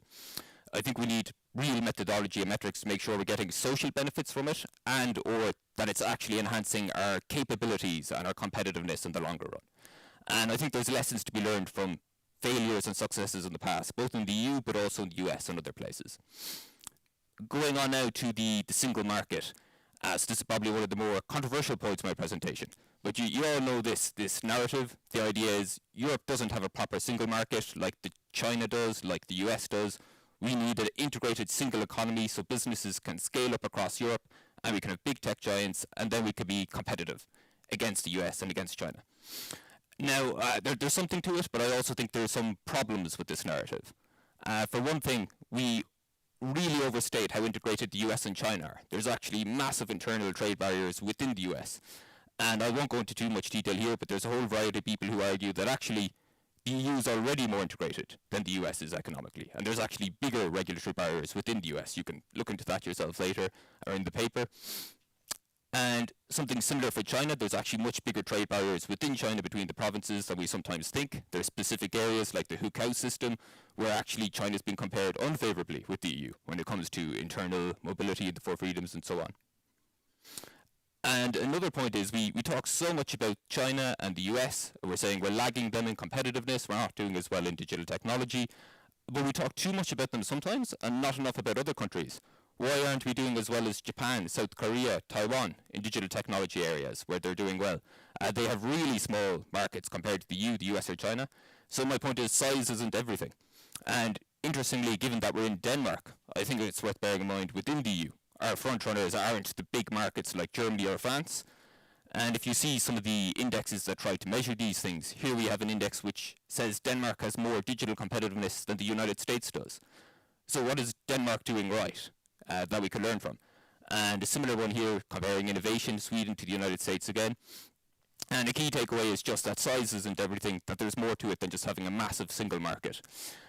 And the point I want to come on to now is, in addition to harmonization not being everything, there can actually also be benefits to policy diversity and policy innovation and experimentation.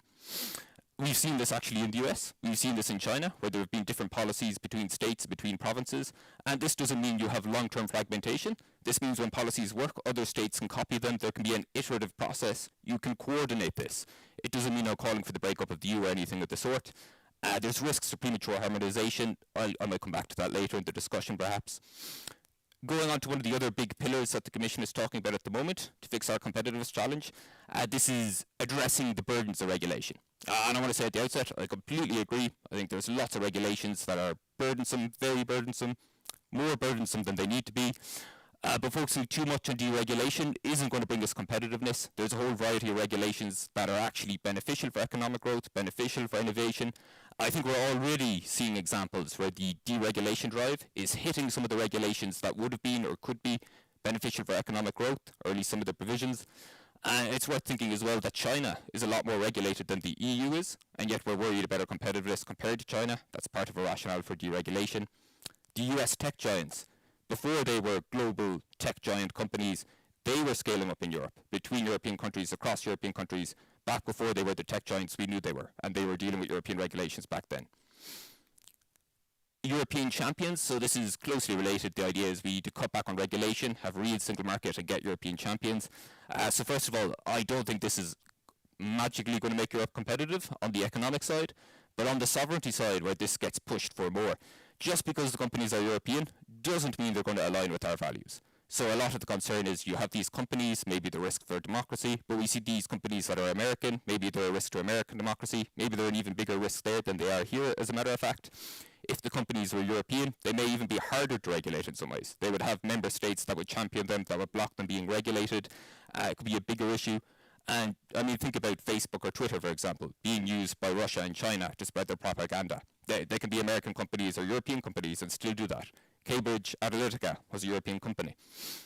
And what we need for sovereignty, we need to have regulation, and that's why deregulation is also a risk. We need a diversity of supply. It needs to be lots of companies, interdependencies with multiple countries, not just the US and China. And I have a point on small businesses I might come back to again in the discussion, but I think small businesses are being very much neglected in policy at the moment. In rhetoric, policymakers talk about SMEs all the time, but the problem is the SMEs they're talking about don't really seem to be most of the small businesses out there. They're a very prestigious subset of small businesses. On a digital sovereignty strategy, so I've outlined some of the risks earlier in the presentation, but there is a debate about digital sovereignty and what it means. So here I'm just giving a descriptor. I think we need to think about our values and policy preferences, and if digital technologies are undermining our ability to enforce those, that's when we have a sovereignty risk. And the reason I'm giving a description is because at the moment we have lots and lots of sectors who say you need to invest in us and support us to support digital sovereignty, and most of the time that's not the case. But because it's become such a buzzword, it's becoming meaningless. We're justifying investments everywhere on the grounds of digital sovereignty, and we need to be much more minimalistic in what we include within digital sovereignty. So in a digital sovereignty strategy, the most important thing is to exclude rather than include. We need to have a really small subset of areas where there's actual real sovereignty risks. If social media can manipulate one of our elections, that's a sovereignty risk. If we can't enforce our privacy rules without it causing massive economic disruption because a foreign jurisdiction has laws that clash with ours, that would be a sovereignty risk. So to conclude, there's a couple of points I gave there. The first one is strategic guidelines for tech investment, a digital sovereignty strategy, to revalue policy diversity, experimentation and innovation. I think it's particularly the case when we're dealing with these novel technologies. We don't know the best way to regulate them yet. To rethink SMEs and champions, that was my point about European champions and us needing to think about the real small businesses. And also to reflect that there is more than the US and China out there. This is in terms of us drawing the right lessons about competitiveness. We shouldn't just be looking at what China and the US did. We should look at Japan, South Korea, Taiwan, learn what they do well, and look at our own countries like Denmark, who has the presidency. What are they doing so well other countries can learn from? But also for our trade and sovereignty, because I think the only way Europe can be sovereign, in the description I gave, is by trading with more countries and being more interdependent, with a more diverse supply chain. And I think I'll finish there. Thank you so much for listening to me.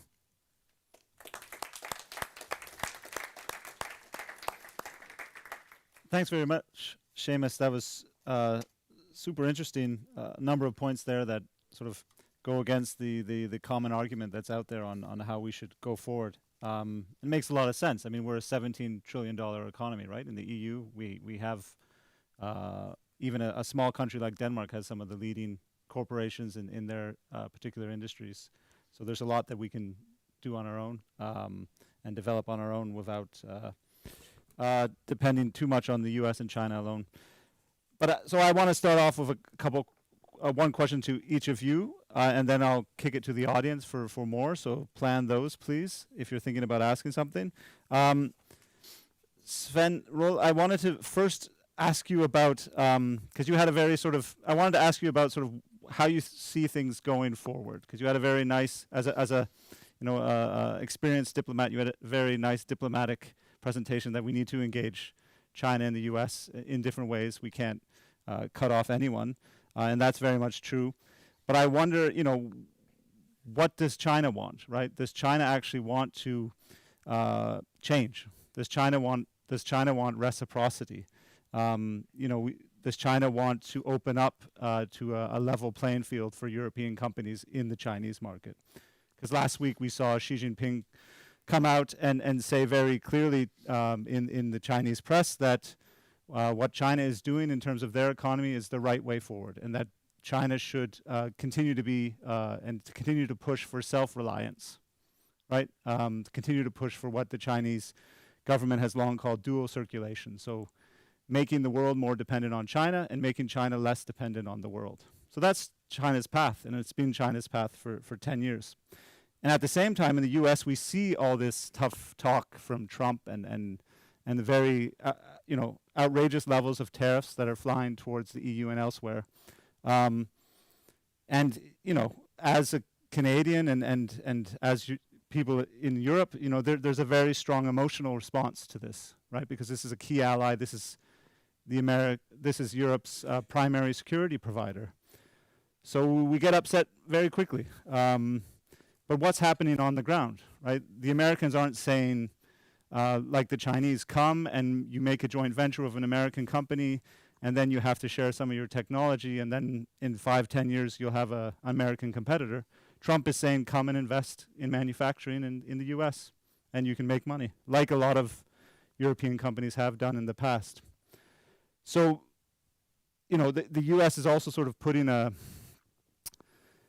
ultimatum on the EU, right? Saying, if you put these strong measures on China, we can get along on trade, right? This is what the Treasury Secretary Scott Bessent said the other day, that he wants to set up a transatlantic cooperation over cybersecurity, export controls, and investment screening towards China. So coordinating policies towards China and using this tariff hammer as a way to force the Europeans to do so.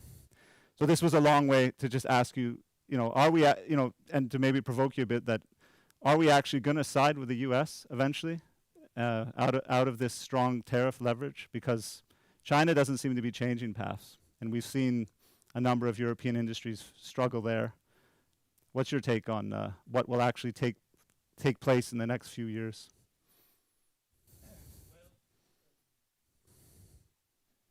I have it's going through. I have a vision, and maybe it's just a dream, but I think there is a window of opportunity. Now that Trump is using the most blatant power politics in the world, there's actually a lot of countries who now realize how important it is to have rule-based international trade. This has always been, to say, the hallmark of EU. We have been fighting for WTO to have a role. It has hardly any role now, except for this whole layer of international trade rules that is still there and ready to be used for, to say, the coalition of the willing. And I think that EU should try to be active in gathering groups of countries, not necessarily for all countries and not necessarily for all types of trade. It could be digital trade, it could be environmental trade, it could be other areas where we think here we have a critical mass of countries who are ready to abide to the following rules. And if we succeed in that, maybe even China realize that they are better off by having some regulations, and maybe they could even be part of it. That's a little bit the reason why I think that EU should be more active in this trading group in Asia. We will not gain a lot ourselves here now, but we will be in the forum that will set the long-term relations for international trade. We have in security policy said that EU is alone in the world. In trade policy, I think we should put Trump alone in the world. Then maybe later on, US will also realize, if not in his time, then maybe later on, that they realize that they have to join into parts of it. We will not come back to the old days where it's WTO and unanimity, all this glory that we had, but with also only working because in the end, EU and US went into the dark room, put up the whiskey, lit the cigars, and then they decided the outcome. Those days are over. So we have to find areas of countries who are willing to commit to some rules. EU have until now been extremely good in bilateral trade regulations. Fine, but now it's the time for plurilateral agreements. And I think there's a way forward there, and EU really should start being more active in that field. Thanks very much.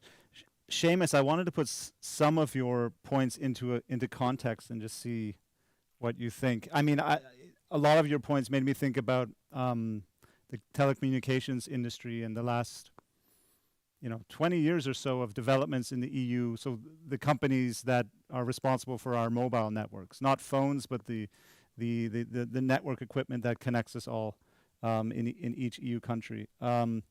And it's been, because I think it gets at a lot of the points you mentioned, right? Because back in the early 2000s, the Chinese telecom provider Huawei started to expand its market share in the EU.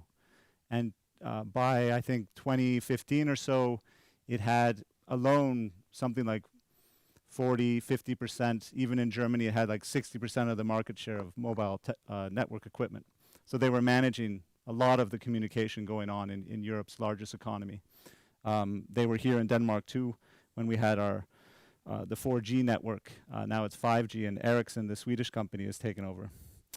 And at that point, there was all this talk about cheap Chinese network equipment that was high quality but affordable, flooding the European market, hurting European telecom providers, French companies, but also the bigger players like Ericsson and Nokia. They were forced to sort of lose a lot of market share in their home markets in Europe.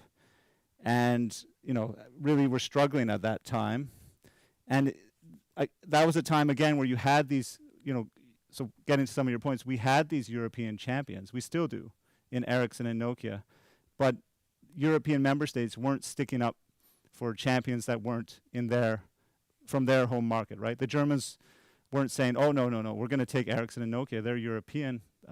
They said, no, we'll take the cheap but high-quality Huawei equipment. And so that's one issue. I wonder, why do you think we don't stick up for European companies if they're not from our home country? And another point I wanted to ask you about is on the question of consolidation, because in this whole dynamic, when Huawei was moving into the EU and took such big market shares, you had mobile operators like Deutsche Telekom or TDC in Denmark that loved to get the savings from the cheap network equipment.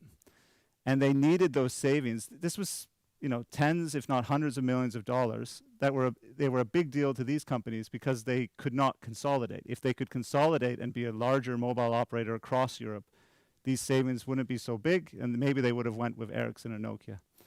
So there's one argument that says Huawei was able to grow so quickly because of this, because the mobile operators its customers in Europe couldn't consolidate and have sort of the scale to make those savings less. So, yeah, what's your take? I mean, what if this scenario happened again today? I mean, now it's very different, right? Huawei is still in some European countries, but Ericsson and Nokia have moved forward, but that's mostly because of security reasons, security concerns. But how could have this been managed better for European competitiveness over the last 20 years or so? Yeah, thank you. That's a really interesting question. And I think Huawei is actually a really interesting example when it comes to the sovereignty front as well. Partly because lots of concerns were raised about security, but also because Europe and lots of European countries faced lots of pressure from the US to adopt sanctions, to adopt hostile measures against these companies. And something that's worth bearing in mind is a lot of those companies that are competitors of Huawei that you mentioned, they actually strongly opposed these sanctions. They said we need to be able to do business in China as well. We don't want China to hit us with sanctions, and we need to be able to do business with Huawei. When it comes to the likes of Huawei or telecoms, there is some areas where I think there can be a policy justification to think, is this a sovereignty risk? And in telcos, if we're worried about security, if we're worried about surveillance, I would even include things like social media. I think there can be a sovereignty justification there. But from a competitiveness perspective, there isn't a strong rationale to, in the long run, protect companies. Because if we're protecting a company from a competitor, it's not going to be able to compete with them beyond Europe's borders anyway, and we're keeping that company potentially on life support. If there's a sovereignty risk, then it can be justifiable to put state resources there and protect them, potentially. But I'm saying potentially because we see European companies that are involved in surveillance. We see European companies that are threatening our security. We see European companies that are aligned with us. So just because a company is European doesn't mean it's automatically deserving of support. There's cases, potentially in telcos, potentially if there's surveillance concerns, potentially with social media. But in exchange for that support, we need to be certain, or there needs to be strict conditionalities to make sure that they are actually protecting our values, that they are actually protecting social benefits, and that it isn't just money being pumped into an industry for the mere sake or the mere fact that it is a European industry. Does anyone in the audience have a question? Just hear the man up front.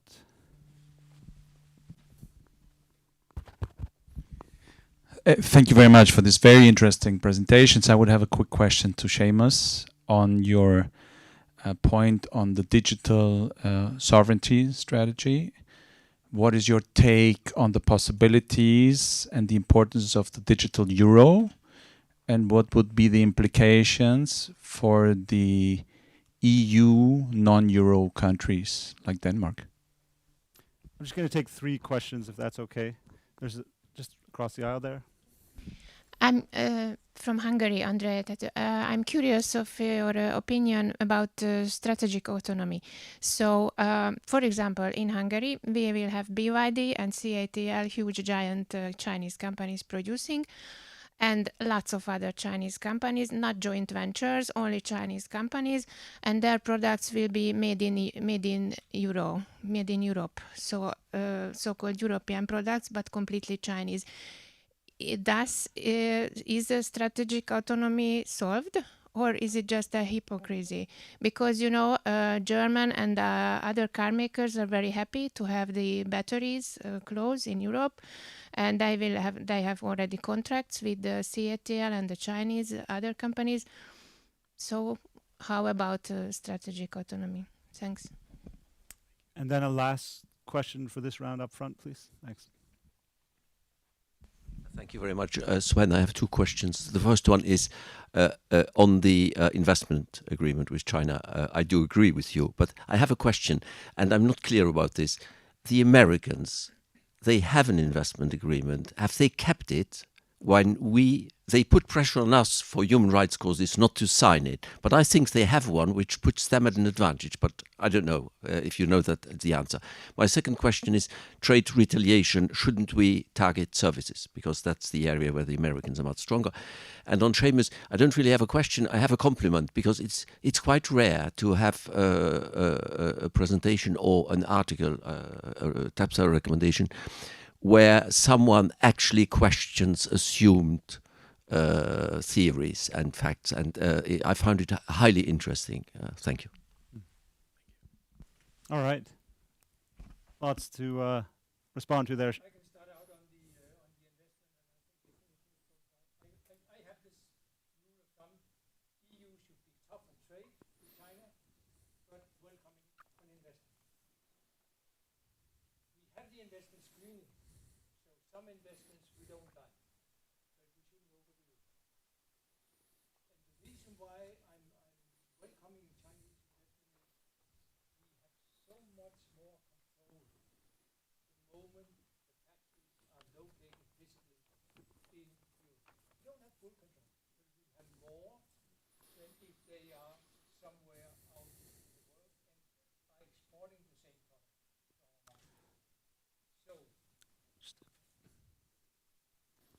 So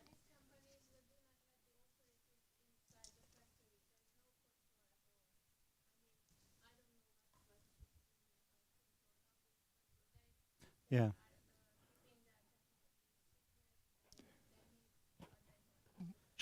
I'll just repeat it so everyone hears us online too. I mean, what about local conditions? I mean, a Chinese company in Hungary like BYD, they can have what you have called a screwdriver factory, where they bring all their parts from China, they put it together there, they employ some people locally, but there's not a lot of supply chain links. I guess we don't have control.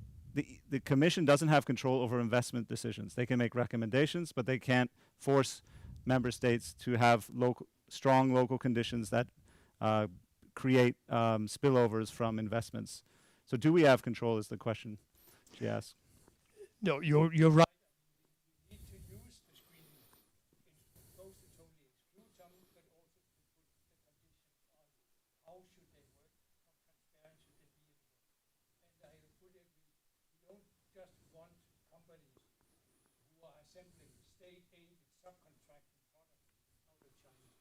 This is not the type of the alternative, that we are not welcoming some Chinese industries who are not only creating employment, but they are also up to a technological level now that we actually need.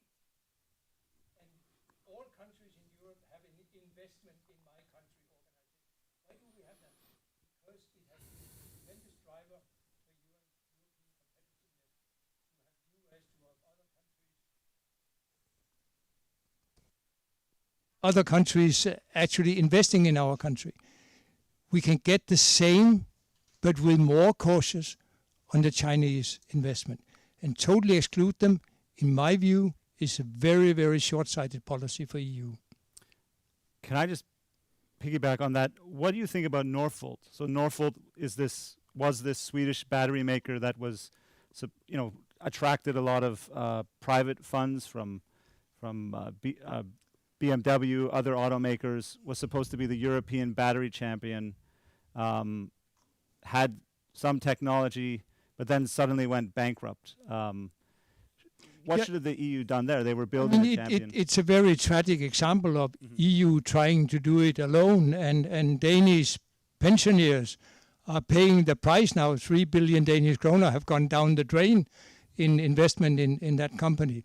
What is happening now, according to my information, is that they are trying to save what is left of the company by teaming up now with Chinese companies, but from a very, very weak position.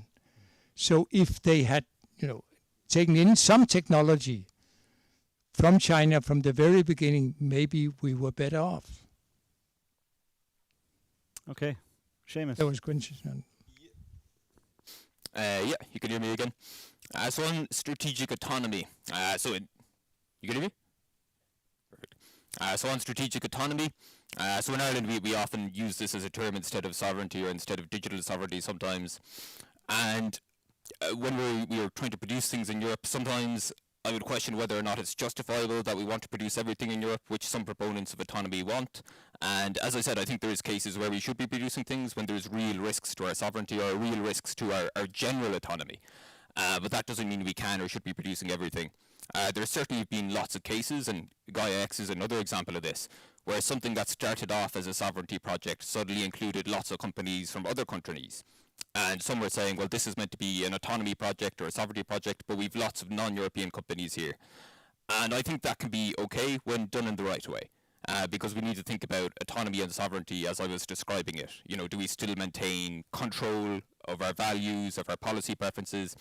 And I guess that should be the key point, because whether the company is Chinese or whether it's American, there's lots and lots of people who say we've almost no control over the American tech giant companies, and they argue we can't control them with regards to privacy, with regards to social media. Sometimes that may be overstated, but they would certainly make the argument that these companies won't cooperate at all or share their information. And just because a company is European, we can't guarantee that they're going to cooperate either, and we've seen lots. Sorry. That better? The better? Okay. Hopefully I'm not being too loud. But just because a company is European doesn't necessarily mean we can count on it either. So we need to take all those things into account. And of course, we can take into account the country that a company is coming from. You know, it could be China. Does it have to comply with these certain laws? But is it American? Does it have to comply with Donald Trump's policy, with his electoral interference if he favors some candidates rather than others? On digital sovereignty and the digital euro, so I don't have a very definitive viewpoint to give on the digital euro specifically, but regards to payments and digital payments more generally, I think there is certainly a sovereignty case there. I mean, we've seen examples where, for instance, the US adopted sanctions on Iran that European countries didn't want to comply with, and were effectively forced to do so because of the payment systems. So that's certainly an area where there's real sovereignty risks. And on currencies and payment systems, it's worth bearing in mind, I think some of the Scandinavian countries recently issued strategies telling people they should have cash available in the case of a crisis. And talking to people who were in Spain during the blackout in Portugal there, they were also talking about the importance of cash. So I think payment system is something that we need to be careful about and think about digitalizing it. Of course, we should digitalize it. There's lots of benefits, but we need to do so in a secure way, in a safe way, in a resilient way. Thanks. Other questions from the audience? Man here with the hat.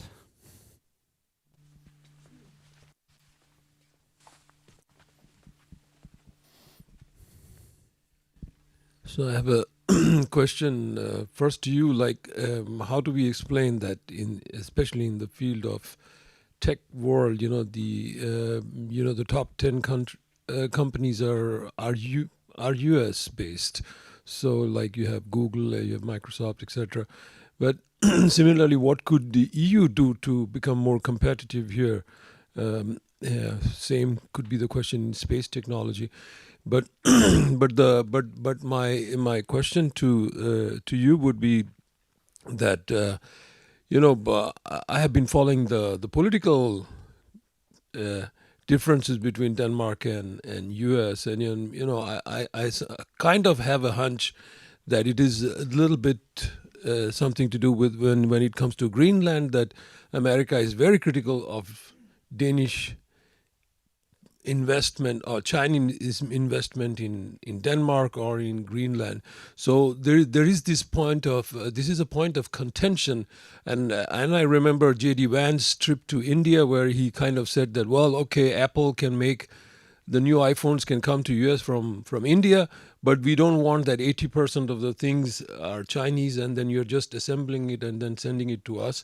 So the point is this, that there is this kind of trade war, the war of hegemony, that America is now feeling that they are losing this, and maybe China is going to take over, will be the bigger economic, technological power, and that's where they are critical of this approach of EU. So how are you going to address that, especially with Trump in power? Thank you.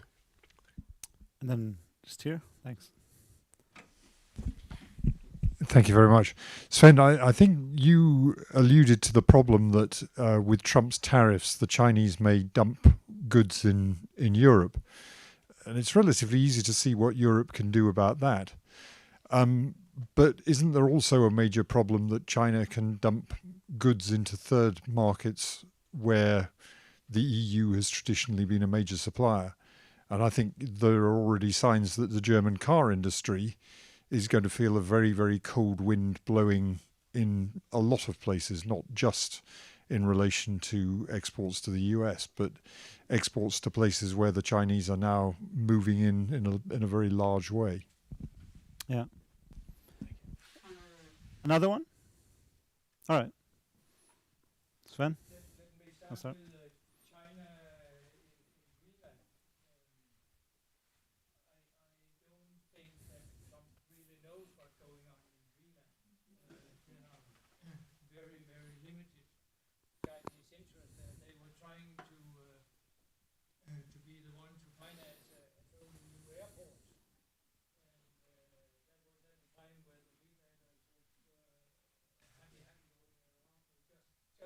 Get some investment, and Denmark stepped in, and refinanced in order to keep China out. And they have not been involved in any of the critical mining project. It was an Australian company, and for commercial reasons, mainly when it went wrong. So if there really had been serious Chinese investment there, it's not only Trump's bad, we in Copenhagen would be very worried, and we would try to take measures. And we would also appeal to EU to assist us in that situation. And that might still be the case. We don't know really what will be the future there. On the Chinese surplus, I mean, this is in both ways a huge problem. The magnitude of it is extremely big. And if we are closing the EU market, then it will land somewhere else in the world and making the same or even more damage. So I think, and that's the reason why I have this hope that we can gather a group of countries with basically the same interest in China. We are ready to open our markets to some extent under condition, and then we have to be tough on them. And China also have their problems. And I mean, their economy need to be readjusted, and they have tried over and over again without sufficient success or sufficient effort. They know they have to change their policy, not to rely so much on export, but more on internal consumption. So, I mean, this is the only way forward, is really to gather a group of big markets for Chinese products and say, enough is enough. And we can do something to China, and we are not totally dependent on them, except for some critical input to our production, but they also need our market. So I think there is a possibility for a dialogue. On the IT... Yeah, I'll come in on the big companies. So I guess the first thing I would say is we shouldn't become over-ideological about having big companies. So there is lots of big companies in the US, but there's actually quite a lot of economists and American economists, including free market-leaning economists, who think this is actually a big problem for the United States, as opposed to a wonderful economic opportunity. And now at some stage we need big companies. We shouldn't always be opposed to having big companies, but you may have seen the quotation in my slide from Joseph Stiglitz, the Nobel Prize-winning economist, being asked about Apple. He said, actually, sometimes this is a symptom of bad economic policy, not the outgrowth of good, successful economic policy. But sometimes we tend to look at big companies and see these automatically as being a sign of success. But it's definitely a valid question. Why is the US leading in digital? Why is China leading in digital compared to Europe so far? And I mean, that is the key question. And I think there's a whole field of literature on this topic. So there's things like venture capital, capital markets, skills, a risk-taking culture. But also, going back to something I was talking about, investing money well. There is a big argument out there that actually a lot of American technology and even the internet as we know it came out of projects like DARPA and ARPANET and out of state funding coming from the US government, which is sometimes forgotten about. And that's some of the lessons we should be learning about as well, I think. But going to my point, we should learn lessons from the US, we should learn lessons from China, absolutely. But we aren't China and we aren't the US, and some of those lessons won't be applicable to us. And if we try to imitate those lessons, we'll kind of be a second-tier failure. So we must learn those lessons, but also study more countries. As I said, Sweden and Denmark are very good examples, but Japan, South Korea, and see which lessons work for us, because what worked for the US or what worked for China may not necessarily work for us either. Could I just add on that, and you mentioned Denmark, Sweden, others, and we don't have big IT production or investments in Denmark or innovation, but we're pretty good in using what comes out of the big tech companies. And maybe that's not only, but maybe that's an important lesson for Europe, that we have to be better to actually digitalize our societies, our administration, public administration, business administration. Also, all our regulations should be start from the very beginning. We should start saying, how can companies and countries live up to those regulations in a digital and smart and clever way. And there I think we have an advantage over many other countries, including US, which for many areas, I've been working in the US, it's a developing countries when it comes to, for example, big part of their public administration. It's really arcane the way they are doing it there.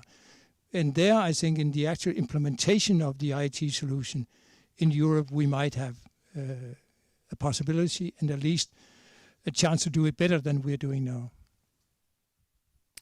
Wonderful. Well, that takes us to the end of our session. If you join me in saying thanks to Sven Wohl and to Seamus for such a great talk.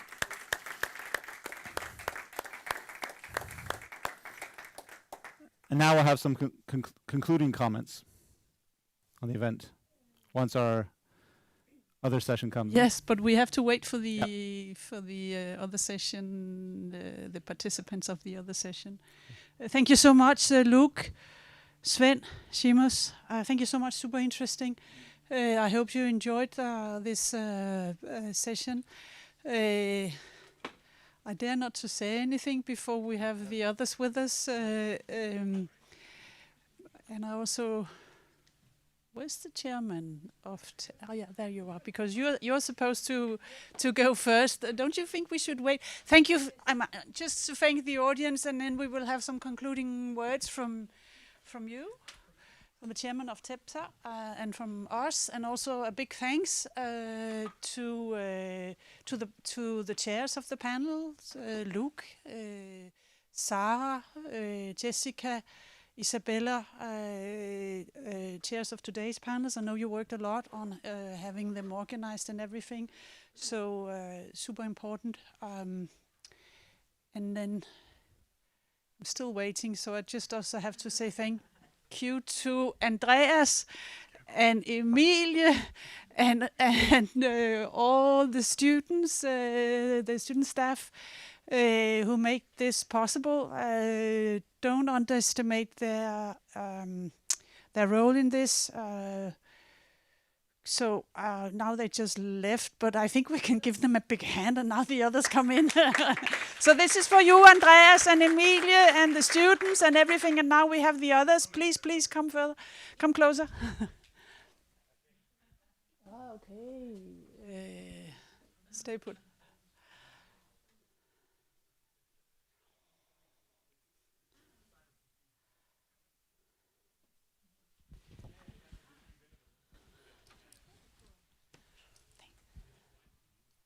Kommer de nu?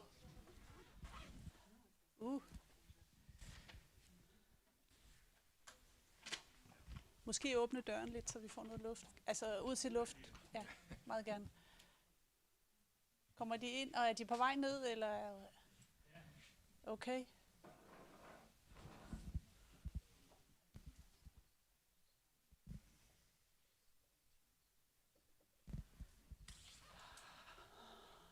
Oh, there they are. Whoa, come on, friends. Come closer, friends. Yes, we're waiting for you. Come in. Come inside. No, well, they're too busy chatting. Please. Come closer, please. We're waiting for you.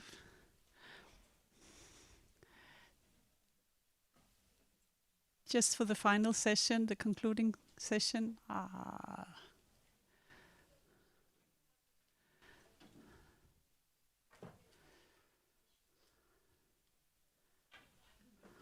Super. More people coming, or shall we just continue, or are you in a hurry? Do you have flights? Oh, here we have Jim. Take a seat.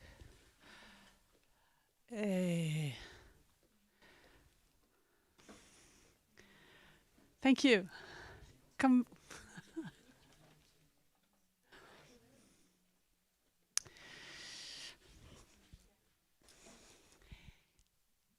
More people coming, or shall we just... More people coming? Okay. So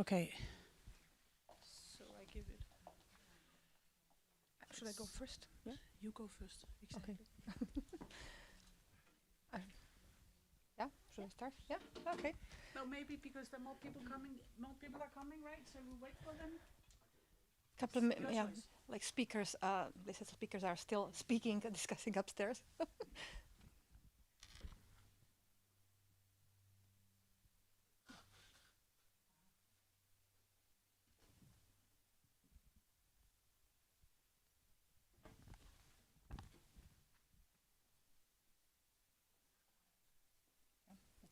maybe let's go. Okay, maybe let's go to finish this wonderful 2 days. Yeah, so it's a very challenging role always to put together all the ideas and like somehow wrap 2 days over there. So I'll start with some kind of overarching ideas over there and try to wrap up what had been mentioned today in much more like a message which we should look and follow in this regard. Yeah, we are really like living, and maybe in the last 2 years it was really underlined several times that we are living in the very challenging times, and it comes with the war in Ukraine, but also the conflict in other areas which had been escalating. We are living, as discussed in the last panel, actually, in the time of maybe even another aspect of a war, the economic war, which is really like escalating in these regards. All these economic challenges and the U.S. tariffs give us the soil for thinking and the necessary thinking where we are going and what should really like frame the EU itself as, and also all the member states in these regards. And in this understanding, I have a couple of messages to stick on. Starting with one very important point is that we cannot resign on partnerships and multilateralism. We see also the European Union is based on the partnership. We are only as strong as we are sticking together. Yes, we are seeing in number of the member states the democratic backsliding, the problems with the economic well-being, the rule of law in a stake, the cyber attacks on the principles of democracy, and that's the free elections and so on.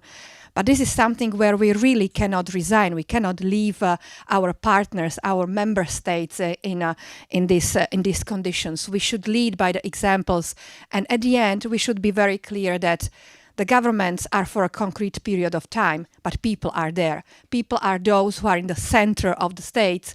And of course, much more we care about them, the better we can care about the state itself. Sometimes it is, of course, quite frustrating, quite challenging. The change and the development is not coming immediately, but we cannot resign in this regard.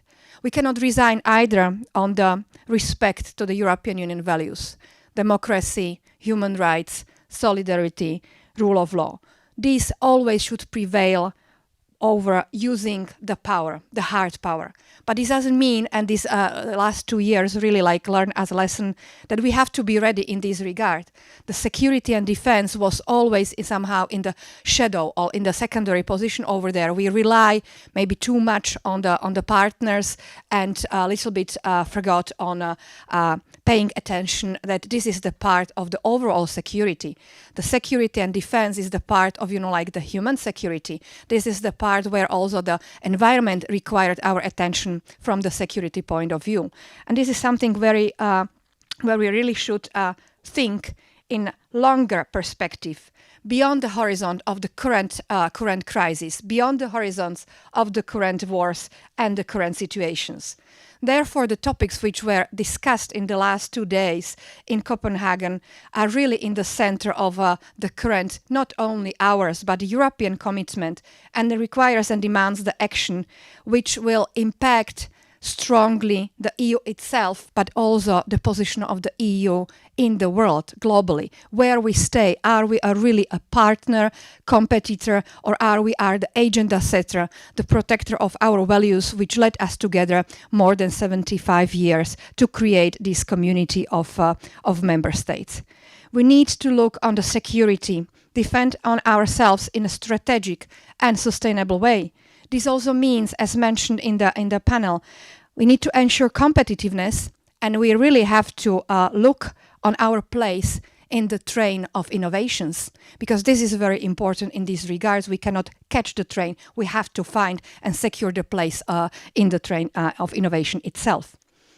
The energy transition and the green transition and energy security are also very crucial for both the economy but also the humankind. We have to be clear that we eliminate the dependencies. Firstly, as started with the urgency on the fuel fossils, but also on the other sources, and look on a more sustainable way. And I'm telling this because we discuss in the other panel also the sustainability, and Denmark with our partners in the Nordic states can really lead this discussion and show the promising practices, the way how it can be done, the way how it can be replicated in the member states with no necessary economic loss. We have to not looking on a way that green transition means economic loss. We have to look around the horizon, and we have to see that this will put us on a sustainable way, economically competitive in a longer distance, sustainable in a way of the resources, and we have to think about the other generation as well. This is very important in this regard. And of course, we need to ensure strategic partnership in doing so. The Europe or the European Union are 27 member states, but we have partners. And it's not only about the enlargement. This is not necessarily about the scenario that everyone has to become the member. We have strategic partners over there in different regions, in South America, in Africa, in the neighborhood countries, and so on. So this is very important to address, that we have to act together with them, and not in the way of some kind of a hierarchy telling our partners how to do so, but hand in hand in a very participatory way to address the things and to look for the strategic solutions. And of course, a very important point in this regard would be the discussion on the enlargement. We just actually finished, but being here, but much more with the eye over there, the enlargement should not be seen as the alternative. It should be seen as the common goal where we are going, because the EU made the promise over there. So it's not the alternative, Russia or the EU. It's the EU, and we have to stick to this, and we have to look on the achieving this goal together. So we really usually ask at the end of quite discussions, and these 2 days in Copenhagen had been full of the fruit for thought. So we can ask ourselves what we can do, we as persons, we as experts, we as the member states of the European Union, citizens there. I don't have a receipt there, yeah? Otherwise I would be talking in Stockholm closely for the Nobel Prize, but really that's not the case. I don't have a receipt. I have 3 main messages to address.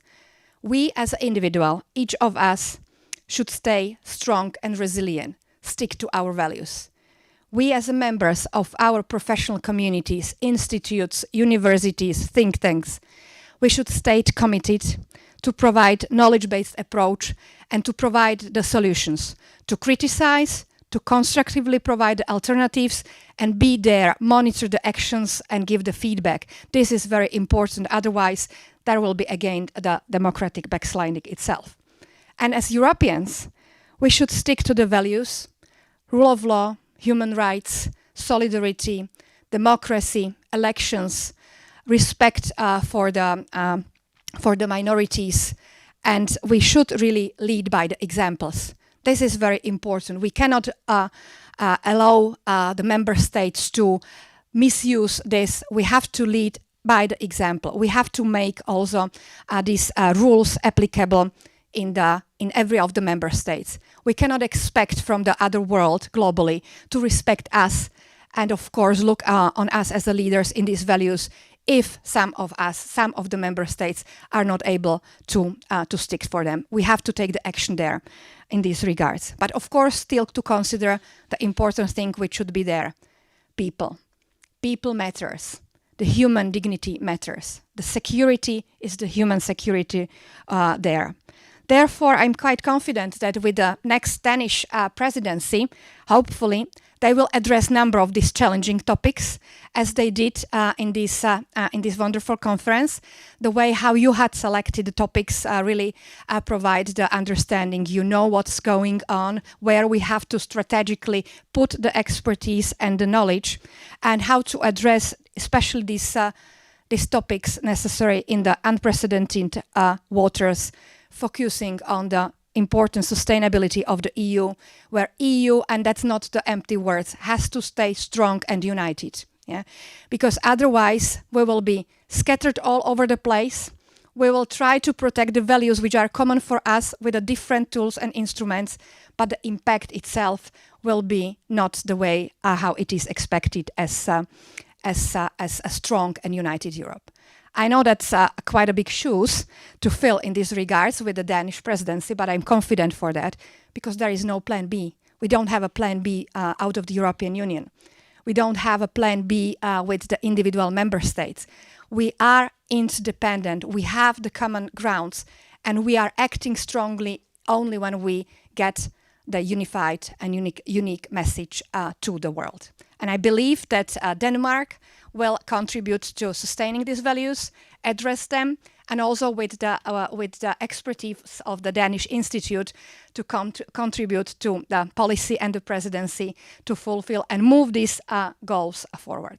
So in this way, I would like to really thank everyone for coming, sharing, providing insights, and I believe that this is the way how we can really make the contribution there. And finally, I would like to thank you, Cecile, and the whole Danish Institute for the International Relations, because this is the way, and you exactly said, every piece of the puzzle make the picture. So everyone contribute, from starting the leadership, organizations, support, your students, everyone matters. And we should take care of this message. People, everyone matters. Thank you.